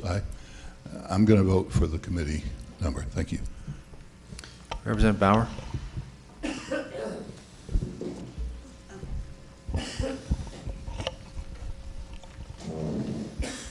Thank you, Mr. Moderator. I support the committee's number. I wish it was a little higher. Schooling today is different than it was when I was a girl and when my sons were boys growing up. We live in a completely different world, and that we have to learn how to, and we need good teachers, and we have to learn how to adjust to each one of the technical changes that have been going on for the last 30 years. And there are going to be more of them, and they are expensive.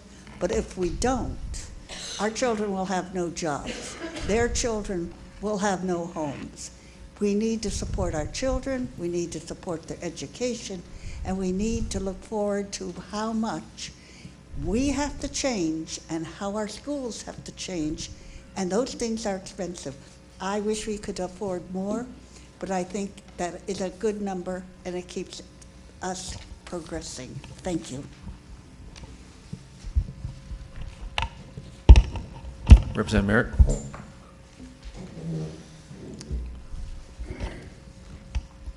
Yes, I'm going to support the committee's number. I'd like to support a larger number, but I doubt very seriously if that's going to happen with this body, unless somebody wants to bring it up and the whole body goes along with it. I would seriously caution the administration, however, to look very carefully at every aspect of their budget. It's not just about the education, it's also what brings the education about. Representative Parker.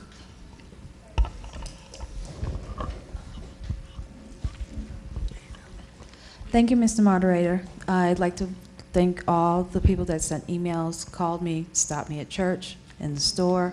Thank you for talking to me, the phone calls. Spent several 20 to 30 minutes on phone calls with several people. And I remember this happened 10 years ago when Colonel Ledyard and Groton Heights closed down. We had to close the school then. So I just want to remind everyone, the city kids did go through this, and some of the military families. So we understand where the public's coming from, because my kids were one of the ones that were affected by it, as well as many others. We can't keep doing this to the kids. They are going to move out. They are going to switch schools.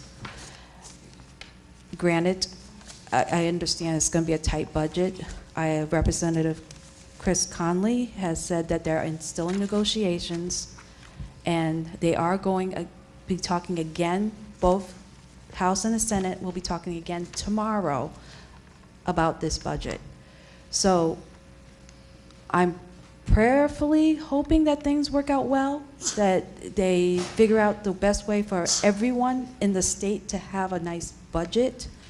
So all I can say is I'm going to support the Education Committee's number, and I just hope everyone can see it that way.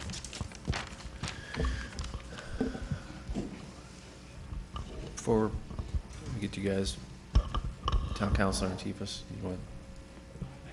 Yes, sir.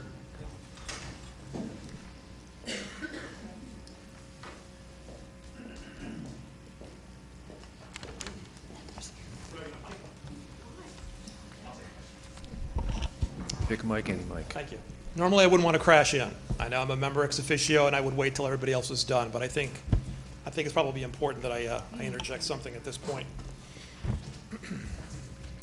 The second number, I'll address that first. The second number is premised on our first reconsideration as a council.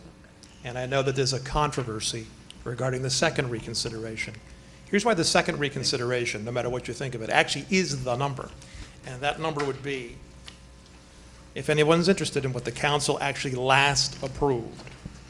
On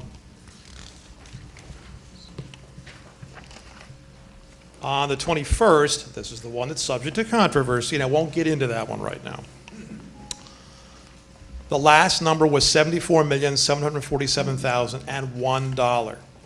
Now you're thinking, what difference does that make? That thing is up in limbo. Nobody knows anything about that one. But don't forget, we met again, Committee of the Whole. That questionable meeting was a Committee of the Whole meeting. The Committee of the Whole met again on April 26th and voted on the whole budget, including, very specifically, the additional funding that we'd put in for the Board of Ed to take it up to the $74,747,001. I'm not aware that there's a controversy surrounding that meeting. That was immediately followed by a town council meeting where we formally voted as the legal body of the town council on the entire budget of $119 million and change, which included the $2.2 million and change addition to the budget. So on the question of what is the town council's last number, what's the number on the floor? It's the $74 million number, the $74,747,001. That's just my opinion. I understand other people have all sorts of other opinions, but that's my 2 cents on that one. On the issue of, and by the way, I know that there are people who will want me to support and plug the highest number possible. You will understand, of course, that the council having adopted the $74,747,001 figure, that is my number. Now, on the issue of, I found it very interesting, going back to 2001, and the budget of the ed budget being $55,600,000 and change, and today it's $74,747. I'm not sure, Representative Marley, that you're actually advocating, I'm sure you're not, advocating that the proper funding level for education is the $55 million figure. And if you were to do the math, if you slide forward in time, and I'm not going to talk about the enrollment, but just look at this number for a second. If you slide forward in time from the $55 million figure in 2001 to today's figure, the town council's number, the one that I just talked about, it's an average annual increase of 1.75%. And I've mentioned his name before. The late Jack Sebastian used to argue that we endure increases not to exceed the CPI, and there have been royal debates about whether we should adopt the CPI and which one. But you know what the CPI is? It's a lot bigger than 1.75% over that period. So that's a figure to consider.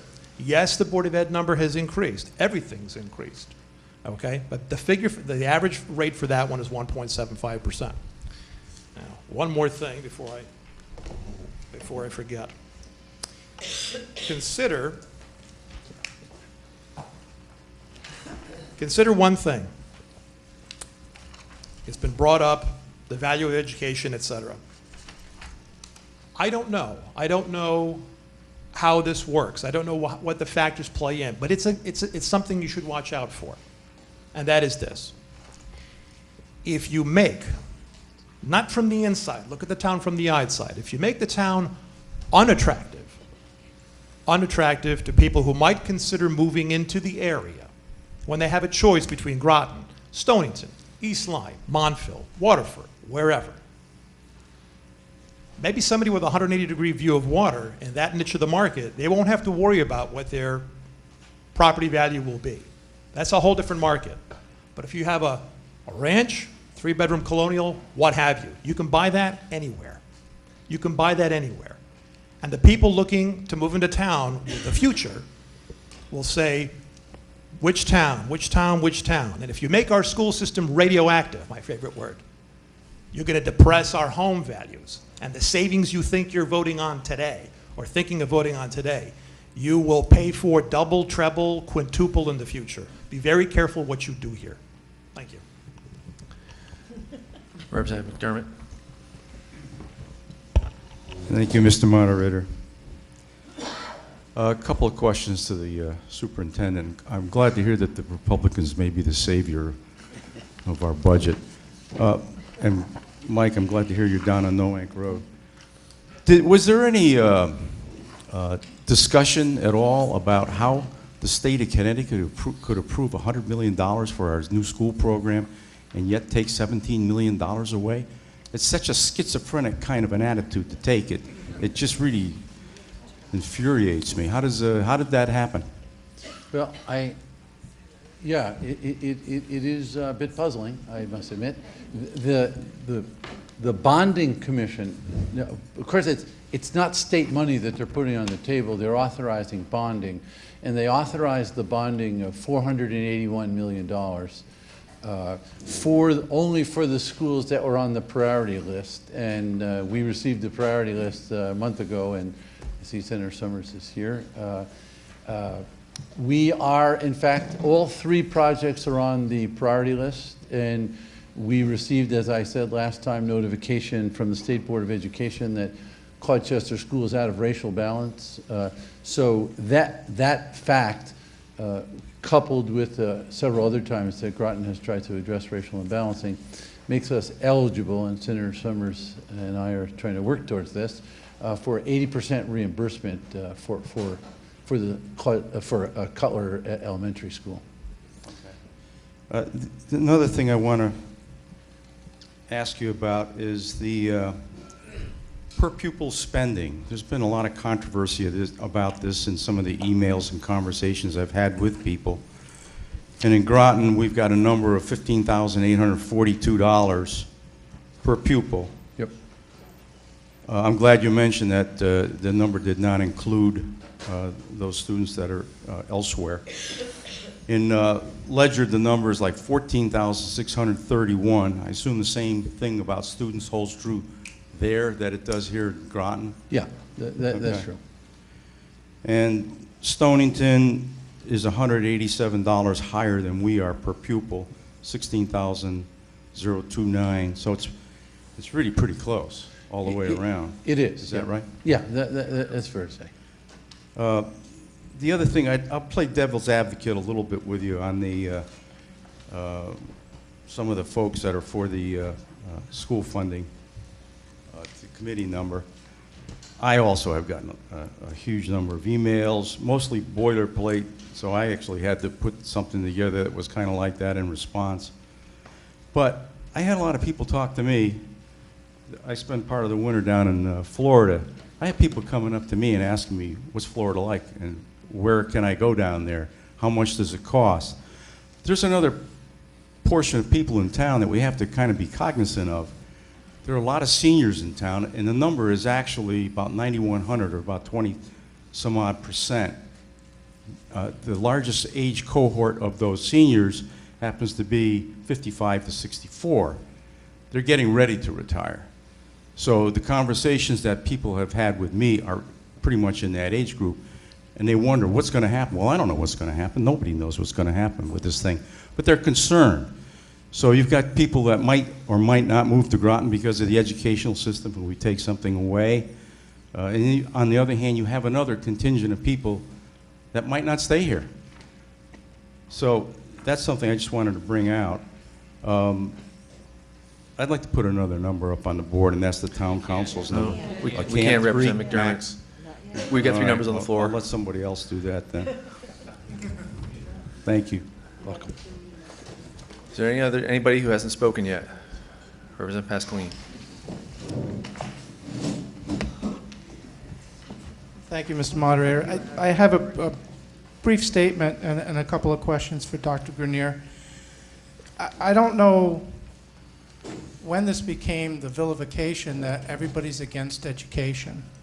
The state of Connecticut's the one that, I should say, Governor Moy is the one that put a budget proposal together, cutting us first time around with all of the cuts together, I believe, was $17 million. So obviously, if we're looking at $17 million, we can't let our taxes just say, we'll just pass that on to the taxpayers and make like nothing happen. So the council chose, or somebody chose Plan B, which was $5 million. Now, I know when I received the notice, I said, well, where the heck are we going to find $5 million? Well, 3/4 of the town budget is Board of Education. So it's to decide, do I cut $3 million from Board of Education and $2 million, get $2 million savings from the other 4 largest departments in town, so I can make it a total absorb, but equally, even though it's education funds they're cutting. And I think that's what the council did. It wasn't, well, let's attack Board of Education, that's the way to do it. It was coming up with, do we pass the $5 million on, and that's only Plan B, and that's a guess. Or some of us, some in the room believe that we just make like nothing's happening and move on. And I don't think that's the prudent thing to do either, because my one question mark would be, what would we do without making any cuts? And they cut $5 million, $6 million, budgets pass, mill rate set. How do we find that money? Are we going to start looking into our savings accounts to try to offset or send out secondary bills? Well, I haven't heard anybody say not make any cuts. I mean, the council's made cuts, the RTM has made cuts, and the $5 million scenario came from yours truly, and it was, you know, my best assumption at the time, and it wasn't to say that the council or the RTM needed to cut $5 million. It was to give people a reference point as to if you did or didn't make cuts, or you made some cuts, this is a starting point to try to figure out what the mill rate would be. In the budget message, we laid out 2 potential alternatives. One is to make cuts with the understanding that you'd put money back or consider putting money back if under scenario 2, we didn't sustain $5 million worth of cuts. And the other scenario or approach was, as you went through the budget, maybe make a list of things that possibly would have to be cut if we sustained $5 million worth of cuts or more. You know, I think you've made a fair number of cuts between the council and the RTM, and I think it's an issue of trying to do the right thing. If you simply take, well, somebody, in my humble opinion, and I guess you're asking me to some degree, Rich, so I'm going to run with it.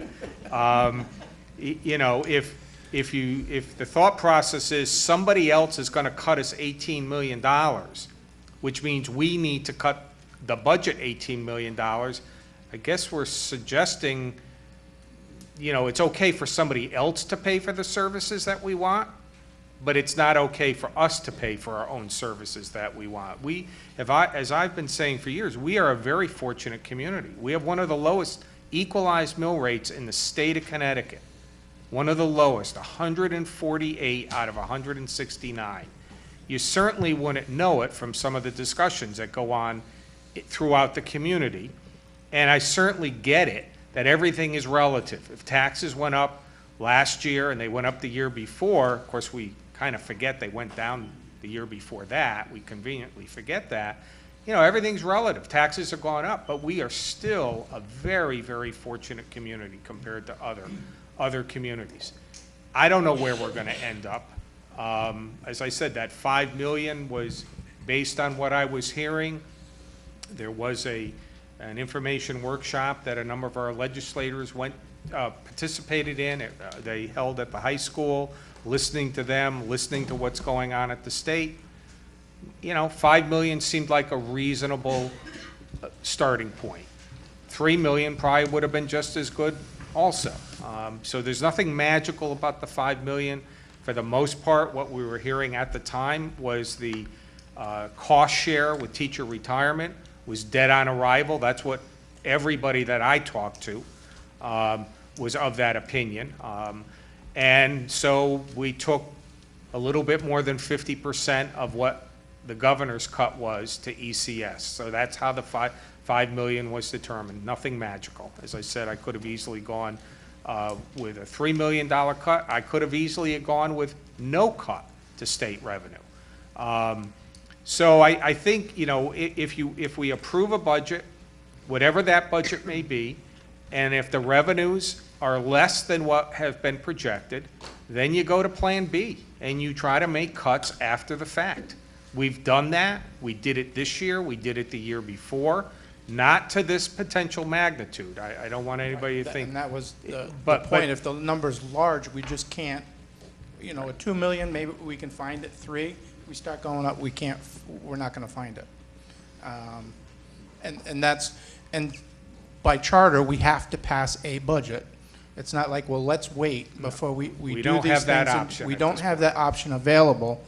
And to me, and I'm not advocating either number yet, I'm still trying to figure out, which is why I have the questions of, even though we make the cuts and say everything comes in, we have the money, it's easy to put it back out, versus now it's not 5 million, it's 6. Where do we go from here? Now we have to try to find something we didn't have to begin with. And that was the dilemma of going. It wasn't to say, let's attack the Board of Ed or anybody else. It was trying to figure out, it's easier to cut the money even though it causes the problem, but once the money comes in, it's a breath of fresh air of we're good, versus the other way around. Now we're back trying to say what we're going to cut and not cut to save. The other question, and I've been asked by some people, so I'll ask the question. How was the plan, Dr. Grenier, that you came up with for the cost savings? How did you come up with that plan? And does that plan affects like 300, I believe it was 300 children, I believe you said? Since it was Governor Malloy's proposal, was it looked at of just saying we're going to do away with pre-K and save 3 million easily without disrupting 300 kids or changing any K through 12? Well, the way, when the board initially was informed that we had to cut $5.2 million, as Representative Marley said, we had a plan, we have a plan, and the plan included the closing of 3 of our most costly schools. So it seemed like a prudent way to start, and frankly, I recommended it because I didn't see a path to get to $4 or $5 million that didn't start with 1.5 million in savings. But if I might, I'd like to respond to a couple of things that have been said. One is, I really appreciate, and I don't think anyone is vilifying. This is a scary environment, and perhaps we'll have time to hear from Senator Summers. But we're all really struggling, and we get good news, bad news, and you know, I understand. As Representative Wilson said, you know, I 100% agree. We just want to do the right thing and be fiscally conservative. But I'll say this. When you said, if we get the money, it's easy to put it back. There are certain things that are easy to put back and certain things that are almost impossible to put back, like the teachers. You can't cut the teachers and you can't cut the schedules of teachers, and then, please God, in August we get the money and poof, we put them back. You can put trucks back, you can put software back, you can put, you know, there's plenty of things, and I'm hopeful that some of those things will come back. But the 75.4, that allows us to take care of the people things, minus, of course, closing. The other thing is, a couple of numbers have been said tonight, and I wanted to give you my math. I asked the town manager, what was, I couldn't go back to 2001, as Representative Marley said, but I got the 2004 number. The budget in 2004 was $61 million for the schools, and the town budget was a little bit more than 99 million. So 61 out of 99, let's think about that a little bit. That seems like about 61% in my math. Right now, the budget that we're looking at, that the board hoped to get of 77.7 out of $123 million, which was the original proposal, that number was 63%. I see Representative Marley whipping out his calculator. Am I right?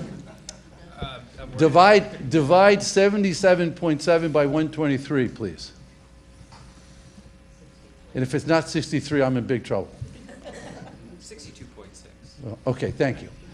62.6. Okay, I think you're giving me a break there. But it's going down by 2.3 million. So we're going from 61%, 61 out of 99, to 75.4 out of, I think now the budget is sitting at, what, 119 million approximately? So it's, you know, it's the same ballpark. If the schools have been going up, certainly that's true, well, so has the town budget in the exact same proportion. And the other thing is this, I've heard a number of people say over the last couple of weeks that the schools represent 75%. 61 out of 100 is not 75%, guys. It's 61%. 77 out of 123 is 63%. I think it is 63%, but thanks for the 62. But it's only 62%. People keep saying 75. I don't know where you get 75. It's not 75. You know, no smoke and mirrors here. I'm just saying the budget is 75.4. That will come out of about 120 million. That is not 75%. 75% would be far larger than that. So I just, and then the last thing I'll say, for sure I'll get the hook here, is yesterday in this community where I served for 11 years as a superintendent of schools that cannot be accused of being spendthrifts, my friends in Ledyard passed a budget 2 days ago, some of you know, for a 2.4% increase. They're getting a big cut. Everybody's getting a big cut. The people in East Lyme, well, not under your plan. I see you, Senator Summer, shake your head. Please, God, that will come true. But if everyone assumes that we're getting a big cut, Ledyard's getting a big cut, but they voted for the schools for a 2.4% increase.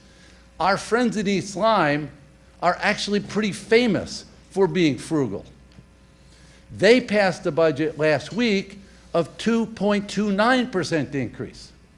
Now, either they know something that we don't know, or you know something that they don't know. These are wildly different projections of our future.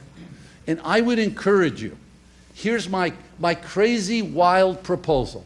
Cut $2.3 million out of our budget, 2.3. Give us 75.4, and we can deliver the services this community wants. Are there any other first-time hands? Okay, we will go to second time. No? Me? Not you, Representative Marley. Frickman, Marr, do you guys? I only spoke once.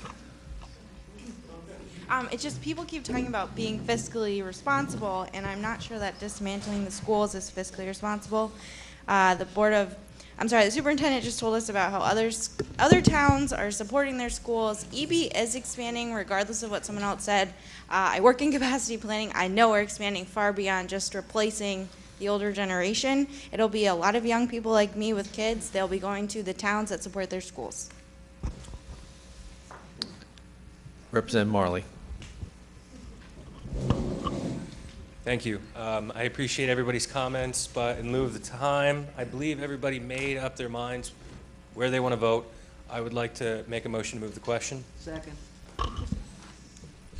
Motion has been moved and seconded to move the question. It is not debatable. It requires a 2/3 majority, which is 21 representatives.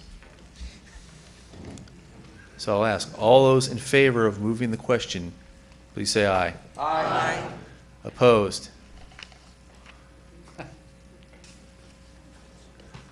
And Wells? Come on. Look, vote now or don't vote. Put your hand, voting no, put your hands up, please.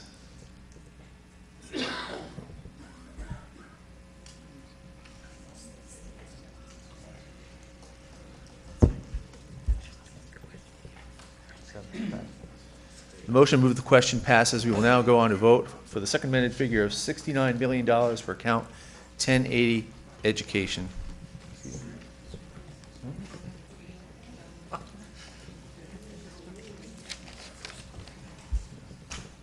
2470. All those in favor of the second amended figure of 69 million, actually, you know, let's do a roll call vote. We will do a roll call vote. When I call your name, would you please say yes, no, or abstention? This is on the second amended figure of $69 million. Adams? No. Bailey? No. Baker? No. Burrell? No. Bauer? No. Casper? No. Dean Shinbrot? No. Evans? No. Frickman? No. Gilly? Yes. Hubbard? Hubbard? Kent? No. Got me on that one. Laughlin? Oh, he's out of the room. Okay, so we'll just go like that. Mar? Marley? Abstain. Massett? No. McCabe? McDermott? No. Merritt? No. Nault? No. Nugent? No. Aubrey? No. Parker? No. Pasqualini? No. Powers? No. Lee Sleeger Hersant? No. Swindell? No. Watrous? No. Wells? No. Wilson? No. Newsom? No. We're missing somebody. I thought there were 31. Yeah, okay. All right, it's still, okay. Okay. Okay, so you have 1 in favor, 28 opposed, 1 abstention, and 1 not voting. You have 1 in favor, 28 opposed, 1 abstention, and 1 not voting. Motion fails 1 to 28. 1.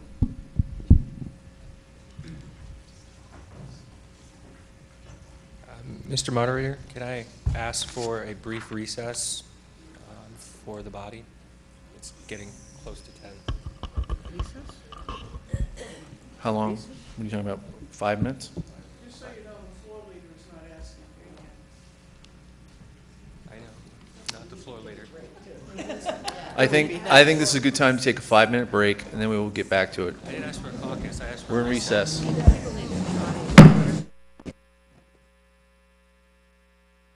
Further discussion on first amendment figure of $74,492,000. Representative Adams. Thank you, Mr. Moderator. I'd like to move another number, please. I'd like to move the Town Council's revised number of $74,747,001. Pasqualini seconded that.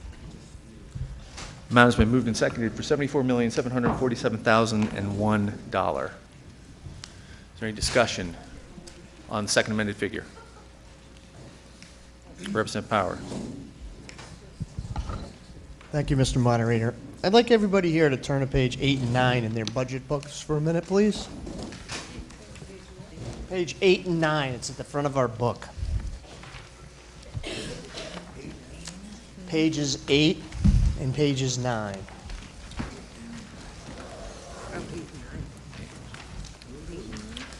It's quite a good book. I'm glad we got it all put together. But on page 8, I want you to look at the second, the education expenditures per pupil.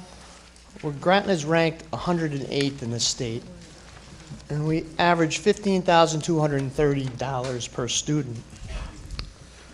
If you read the rest of the chart on the backside, Mark has brushed upon this once already. The equalized mill rate for our town is ranked 148th out of 168 in the state. I think taking away from this budget takes away from our community, it takes away from the students who make up our community, and it takes away from the people that I represent in the 4th District. I have a lot of military families that are where we're at.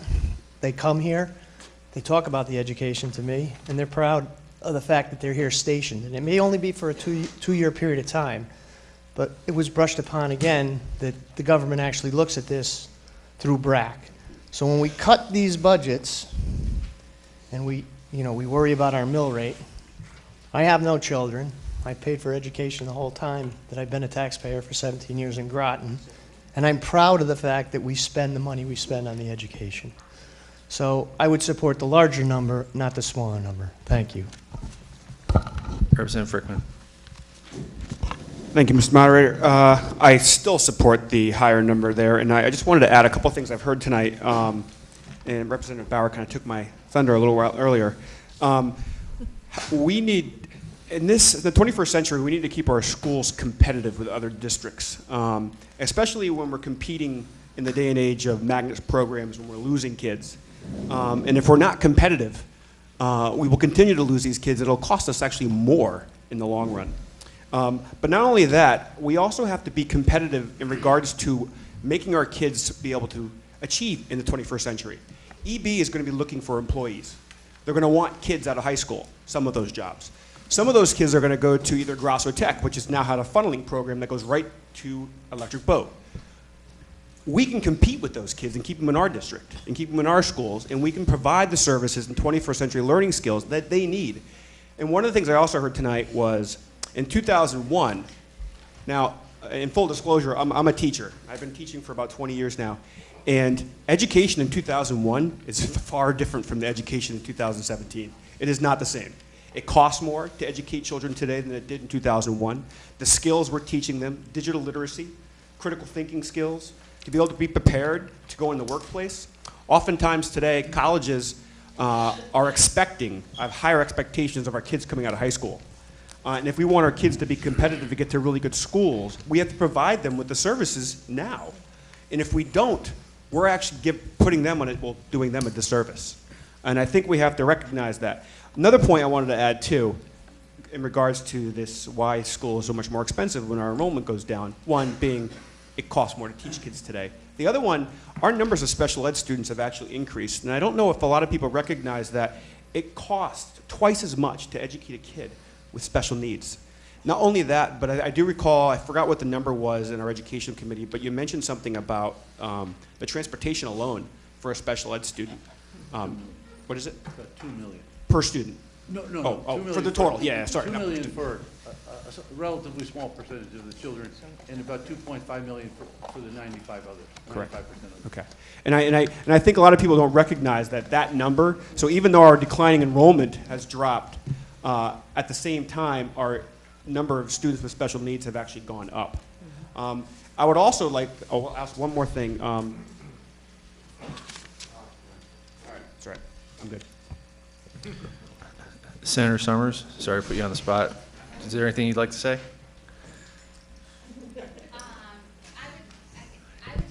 Can you grab a microphone, please? I would like to say that I'm sure Christine feels the same way, that these are very obviously difficult times financially for the state. and that the people that you have representing you are doing everything they can to make sure that Groton is maintained as whole.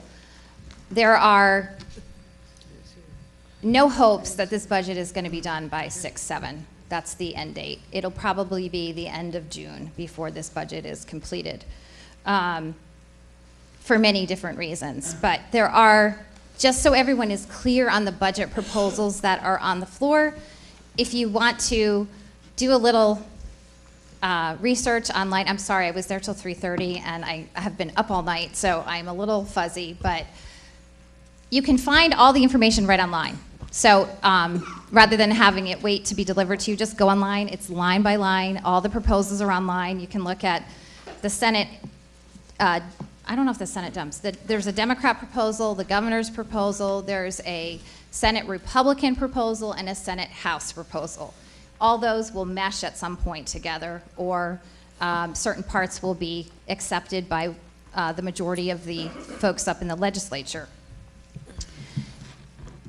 The only budget that is online that has been presented to date, and this is not to be partisan, it's just to be truthful, that has been vetted line by line by the Office of Fiscal Analysis, which is an independent organization that looks at the financials on how you propose to spend, where you're going to get the money, how you can make reductions, is the Senate Republican budget.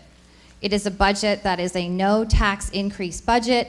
It restores all the funding to Groton plus some, and it does some additional things that are really helpful for the way that we deliver funding for education. In particular, I don't know if they talked about the formula, but the formula has been changed. Dr. Greener, did you speak to that? I did, yes. And the way that we pay for special education, I don't know if you spoke to that also. Yeah, I did. Which makes it much easier for towns to be able to afford the special education costs that we all face. I can't tell you, because we don't have a crystal ball, whether this budget will pass or not, but I can tell you many of my colleagues on the other side of the aisle have said, this is a great budget. Now, everybody knows I don't get along with the governor very well. We don't see eye to eye, but we actually agree on the Senate Republican budget. He thinks it's a good budget. Ben Barnes says it was a great budget compared to what they put out in one of our meetings. So there also is pilot funding for Groton under the Senate Republican budget, and that's for our non-taxable properties that we have here. I have been spending obviously hours and hours in appropriations and within our own caucus to come up with something that is fair and for not just Groton, but all of the communities. The budget also does some things like relief for elderly folks. I heard some people speaking about having people want to stay here in Connecticut. Our budget does not tax Social Security if you make $100,000 or less as a couple, or $75,000 or less as a single person. We phase out the tax on pensions over 10 years. We wanted to do it over 5, but we just couldn't make the numbers work, so it has to go over 10 to try to show people and residents of Connecticut we're trying to move the needle so that you will want to stay here. There are no tolls in the Republican budget. And we can have a whole conversation about tolls and why they don't work later on. But I think at the end of the conversation, you would all agree that tolls do not work. It would take 10 years, cost many lives and lots of money. We wouldn't see any revenue for about 3 or 4 years, and we lose all our federal funding for roads if you put tolls on. We would have to charge 5 times the highest toll anywhere in the United States over 10 years before we would make our money back. So you hear tolls are great, but they really are not. We hear that truckers that go through Connecticut don't pay anything for the roads. That's not true. They contribute close to $30 million every year for our roads. We have a special deal with Washington on how Connecticut is funded for roads. It's different than Massachusetts, and it's different from New Jersey. So you can't compare, oh, I pay a toll when I go to Massachusetts. It's just not the same deal. So there's a lot of information on that. I don't have to go through the whole budget. I guess I'm diverting from education. But if you had any specific questions on education, I'm happy to answer them. If you go online and you like our budget, I have not the whole copy, but I have some of the highlights with me that I can make copies of. The best thing that you can do is to write every legislator an email or a card and say, support the Republican Senate budget. That's the best thing that you can do. There was a significant letter writing campaign that I think was done by the PTO with special colored cards talking about how Groton is very different than any other community because of the military base and the constant influx and exodus of students coming into our community and the taxable versus non-taxable properties we have here. And that really made a difference. I had senators from the other end of the state come to me with a big folder full of these postcards and say, here, I think these are for you. And I said, no, they're actually addressed to you. Read them. And so you walk through the Senate offices and the colored postcards were everywhere. I do believe that the message that myself and Christine and Joe have been saying how different Groton is getting out, because when you see people in the hall from the northwest corner of Connecticut, who actually, one of them said they had never been to Connecticut, never had been to Groton before. They're like, yeah, we know Groton, we got it, we got it. And I heard him actually giving the same speech that I give in appropriations. So our message is working. We just can't let the pressure off. We have to keep it up until the budget is actually passed, hopefully by the end of June. So if anybody has any questions after, I'm happy to answer them. And I think that the approach that you're taking, in my humble opinion, is a smart one. You know, you don't want to think that you're not going to get cut at all, but there is no way the Democrat proposal that is out there, which is separate from the governor's proposal, which cuts Groton $18 million, is going to pass. No way. The governor's proposal to cut Groton $14 million is never going to pass. There's no love for either side of that, of either one of those budgets. And many of the Democrat state reps that I've talked to and senators are not inclined to do either one of those budgets. And many of the budgets that are proposed are done at the leadership level. They're not done by the independent reps. They don't have a lot of say in it. So they put it out there, and then the reps from wherever they are have to deal with the consequences of, you know, this proposal or that proposal. So you are not going to see in the budget the teachers' pensions pushed down to Groton. That's something that is not done in the Senate Republican budget. I don't believe it's done in the House Republican budget either. There will be no legalization of marijuana in the Senate Republican budget either. So go through, spend the time, look at it. I do have a line-by-line comparison of all the budgets here. It's really small, but we can make some copies and you can take a look at it. So, thank you very much. It. Representative Conley, would you care to speak? Actually, can somebody just bring her a microphone? Thank you. I am pretty mobile for one with a broken leg. At the House, I do not get the pleasure of sitting down. So when I introduce bills, I stand just like everyone else. We're all the same. But again, I feel like I belong next to Representative Marley in my old seat. And when it was time to move the question, I was ready to raise my hand and then realized that's not my spot anymore. This is not the time for partisan politics. This is not the time to talk about the Senate Republican, the House Republican, the Democratic budget, the governor's budget. This is the time to talk about what's right for Groton. So what I am looking forward to is, once again, an influx of letters and emails about what's right for Groton, because that's what all of us care about when we're up at 300 Capitol Ave, up in Hartford. You know, I spent most of my day today working out the details on a Republican insurance business-friendly bill, because it was a bill that needed some help, and it was a bill that I had skills and I was able to make right. It didn't mean it because I was a Democrat that I should ignore the bill. The bill needed help, the bill got fixed, the bill passed the House. That's what you guys sent us up there to do, was to do what's right for the town and to do what's right for the state. So please we have been educating everyone that we see about how Groton is different, how we are unique with our Navy population, how our per capita income in 06040 is not the same as 06055. Love everyone in Mystic, but regular town of Groton's a little different than Groton Long Point. We know it. Everyone in Hartford is learning it. That we are different and we are a vast community and we have needs. So we need you guys to stay strong with us and keep those letters up as to what's right for Groton, that Groton needs more funding and that Groton cannot be left out of this budget. For today's purposes, we know this is a difficult vote for you guys because, unfortunately, the state calendar is different than your town budget calendar. For those who are on the referendum committee, remember that the state budget is always different every year from the town calendar for your budget. And those folks who have the referendum open can change that to make life a little bit easier. We all want to be done with this budget in June. Like Senator Summers said, that may not happen. We may be heading up to Hartford in the summer months. God, I hope not in the fall months, that we have a budget. But even today, when I got a ride home, because with my right leg being broken, I cannot drive, the rep who brought me home said, show me Navy housing, because I don't think I know how big it is.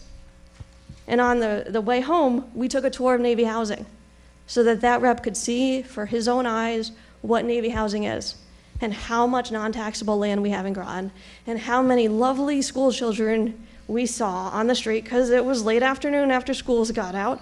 And we, looked at the youth center, we looked at we showed the barracks, looked at all the wonderful things in Groton. And that's what people are looking at. They are learning what they didn't know about Groton. And they're realizing one at a time, and that's our job, is to teach them one at a time for every member of the House and every member of the Senate that Groton is unique and has needs and needs to have those needs met in the budget. So please keep writing us.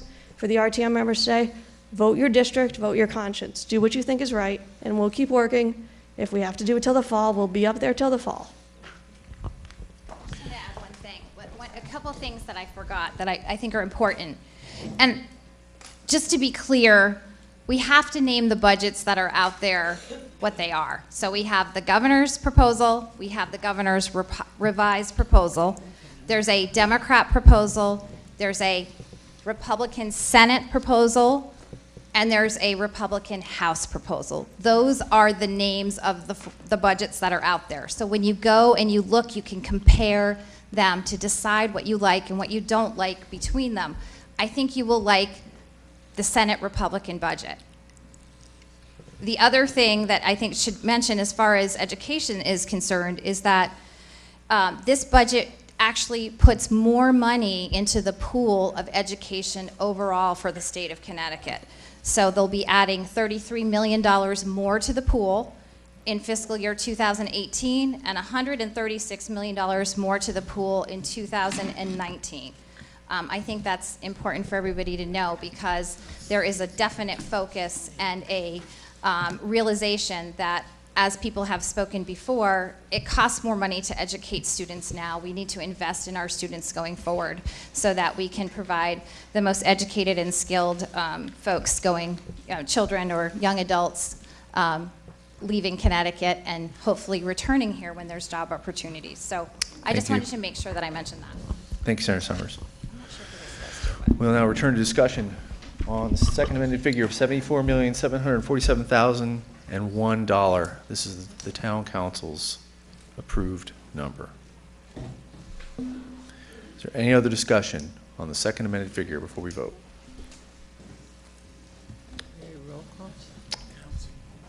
We will do roll call. Okay.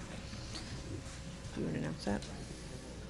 Yes, so we'll do a roll call vote on $74,747,001 for count 1080. When I call your name, please say yes, no, or abstention. Representative Adams? Yes. Bailey? No. Baker? No. Burrell? No. Bauer? No. Casper? No. Dean Chinbrat? Yes.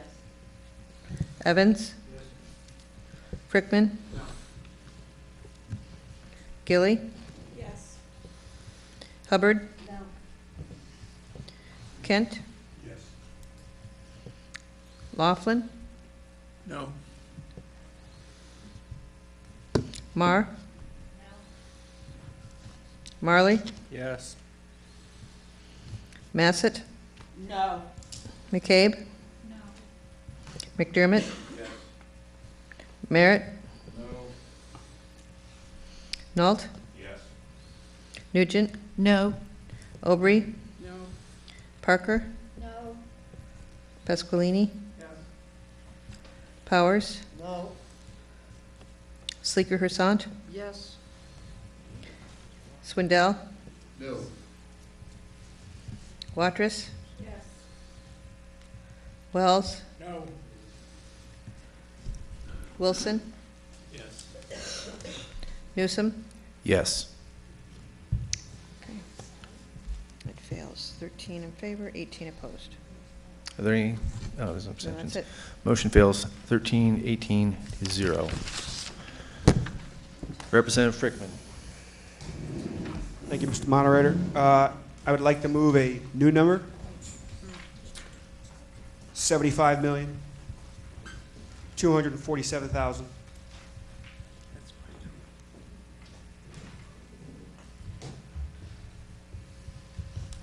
Is there a second? Second. Representative Parker, second. Motion's been moved and seconded for $75,247,000 for account 1080, education. That'll be a two-thirds vote. No, I don't like the number, but it's a compromise from our original committee number, and I think it's something we should think about.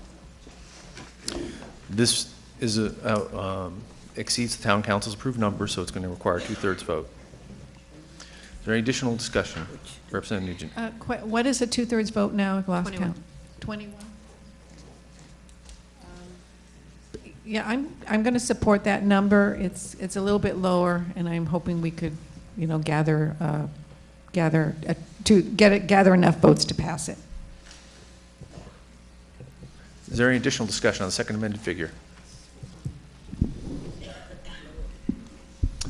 Seeing none, we'll do a roll call vote on $75,247,000 for account 1080. When I call your name, please say yes, no, or abstention. Representative Adams? No. Bailey? No. Baker? No. Burrell? Bauer? Yes. Casper? Yes. Dean Shinbrot? No. Evans? Frickman? Yes. Gilly? No. Hubbard? No. Kent? No. Laughlin? No. Marr? Yes. Marley? No. Massett? Yes. McCabe? Yes. McDermott? Yes. Merritt? Yes. Nault? No. Nugent? Yes. Aubrey? Yes. Parker? Yes. Pasqualini? Powers? Yes. Sleeker Hussant? Yes. Swindell? Yes. Watrous? Wells? Yes. Wilson? No. Newsom? Yes. Doesn't make it. 17, 14. Motion fails 17 to 14. Needs. You need some squirts? Is there any additional discussion on the first amended figure? Representative Frickman. Thank you, Mr. Moderator. I'd like to move another number. $75,001,131. 001. 001. 131. Yep.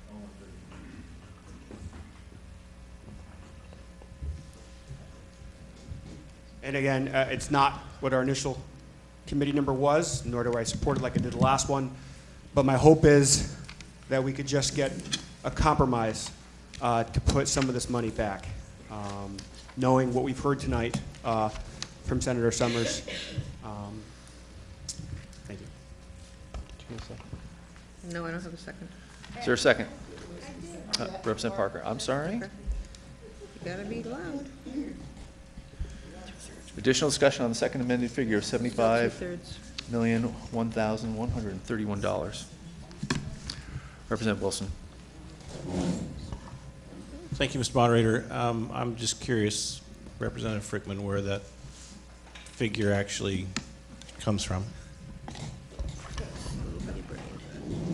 My math is not great. I'm trying to do the math as we're moving, but at the same time, I was just trying to find a number off of that that would not hurt based on my initial estimate that we got at the Education Committee on what the cuts would be. The level 1 reduction. Yeah, level 1.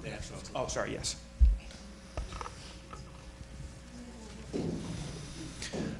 Additional discussion on the second amended figure. Representative Nugent. I'm going to vote for that number. Again, I'm hoping to, that is a, by my math, which quick at this hour, is $254,130 over the town council number. And I'm hoping we can, we need a 2/3 vote. I'm hoping we can get more support. And again, my math may be questionable at this hour. I think that's about a .07 mill rate. So I don't know, $7 a year or something. But it could be wrong. I don't know. Any further discussion before we vote? Seeing none, we will vote on the second amended figure of $75 million. Do you want a roll call? Yes, please. Okay. $75,131. When I say your name, please signify by saying yes, no, or abstention. Representative Adams? No. Bailey? No. Baker? No. Burrell? Bauer?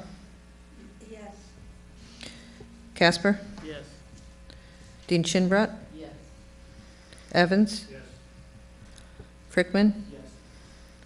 Gilly? No. Hubbard? No. Kent? No. Laughlin? Yes.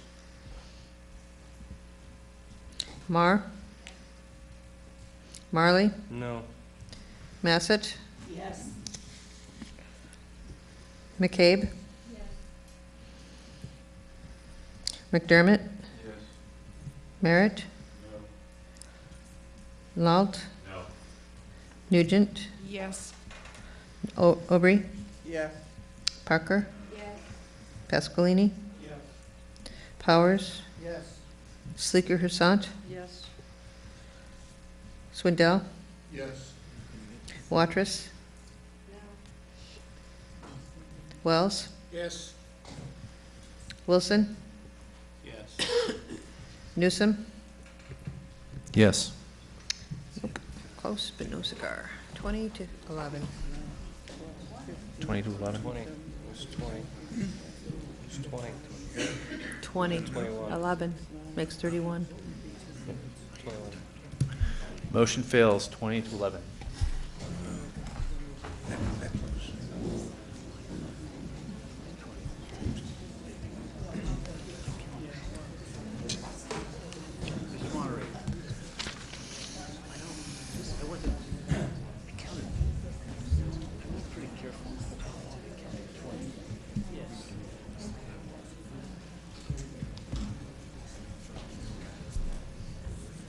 Superintendent, concerned that you're No. 1, 2, 3. How can it be off? When somebody says yes, I write a 1. When somebody says no, it can't be off. It can't be off. You can look at it. That's the point of the roll call vote, sir. So we don't make any It can't be off. mathematical mistakes. Is there Take it again if you want. any but additional it's discussion not, on the first amended figure? I'm standing by it. Representative Frickman. Thank you, Mr. Moderator. In light of our attempt to get to a number that we all could agree on, I'm going to take let's go 74.9. It's pretty frivolous. And again, it's not what I would like. My hope is to get a compromise and get as much as we can, but. But that's too close to the other thing. That just Let me get a second. Don't you have a Second. rule on it? Give me 1 second. Nault? Nault? Powers?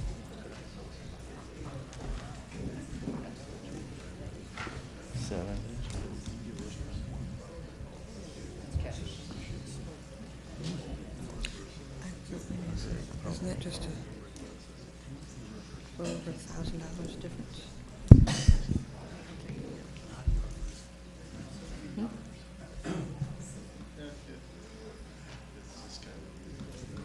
It's an exercise. You do it. Go ahead and do it. Any discussion? I know. I get you.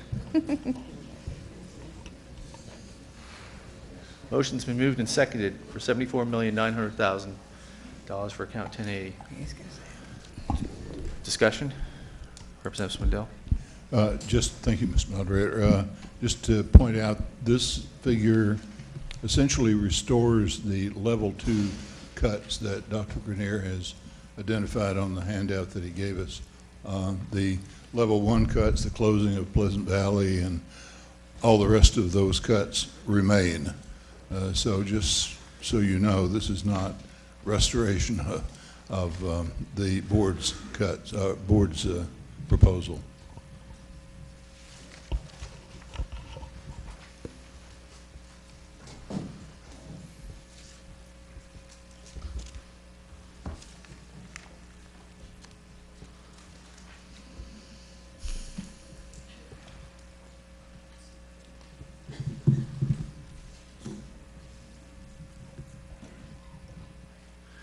Any further discussion on the second amended figure? Representative Casper. Thank you, Mr. Moderator. I was looking at Representative Marley's figures here, and especially looking at the column where everything is in 2017 dollars. And this would be the lowest budget since 2001. The highest budget in 2017 dollars was in 2010, and it was $85.8 million. And this is where we've come since 2010.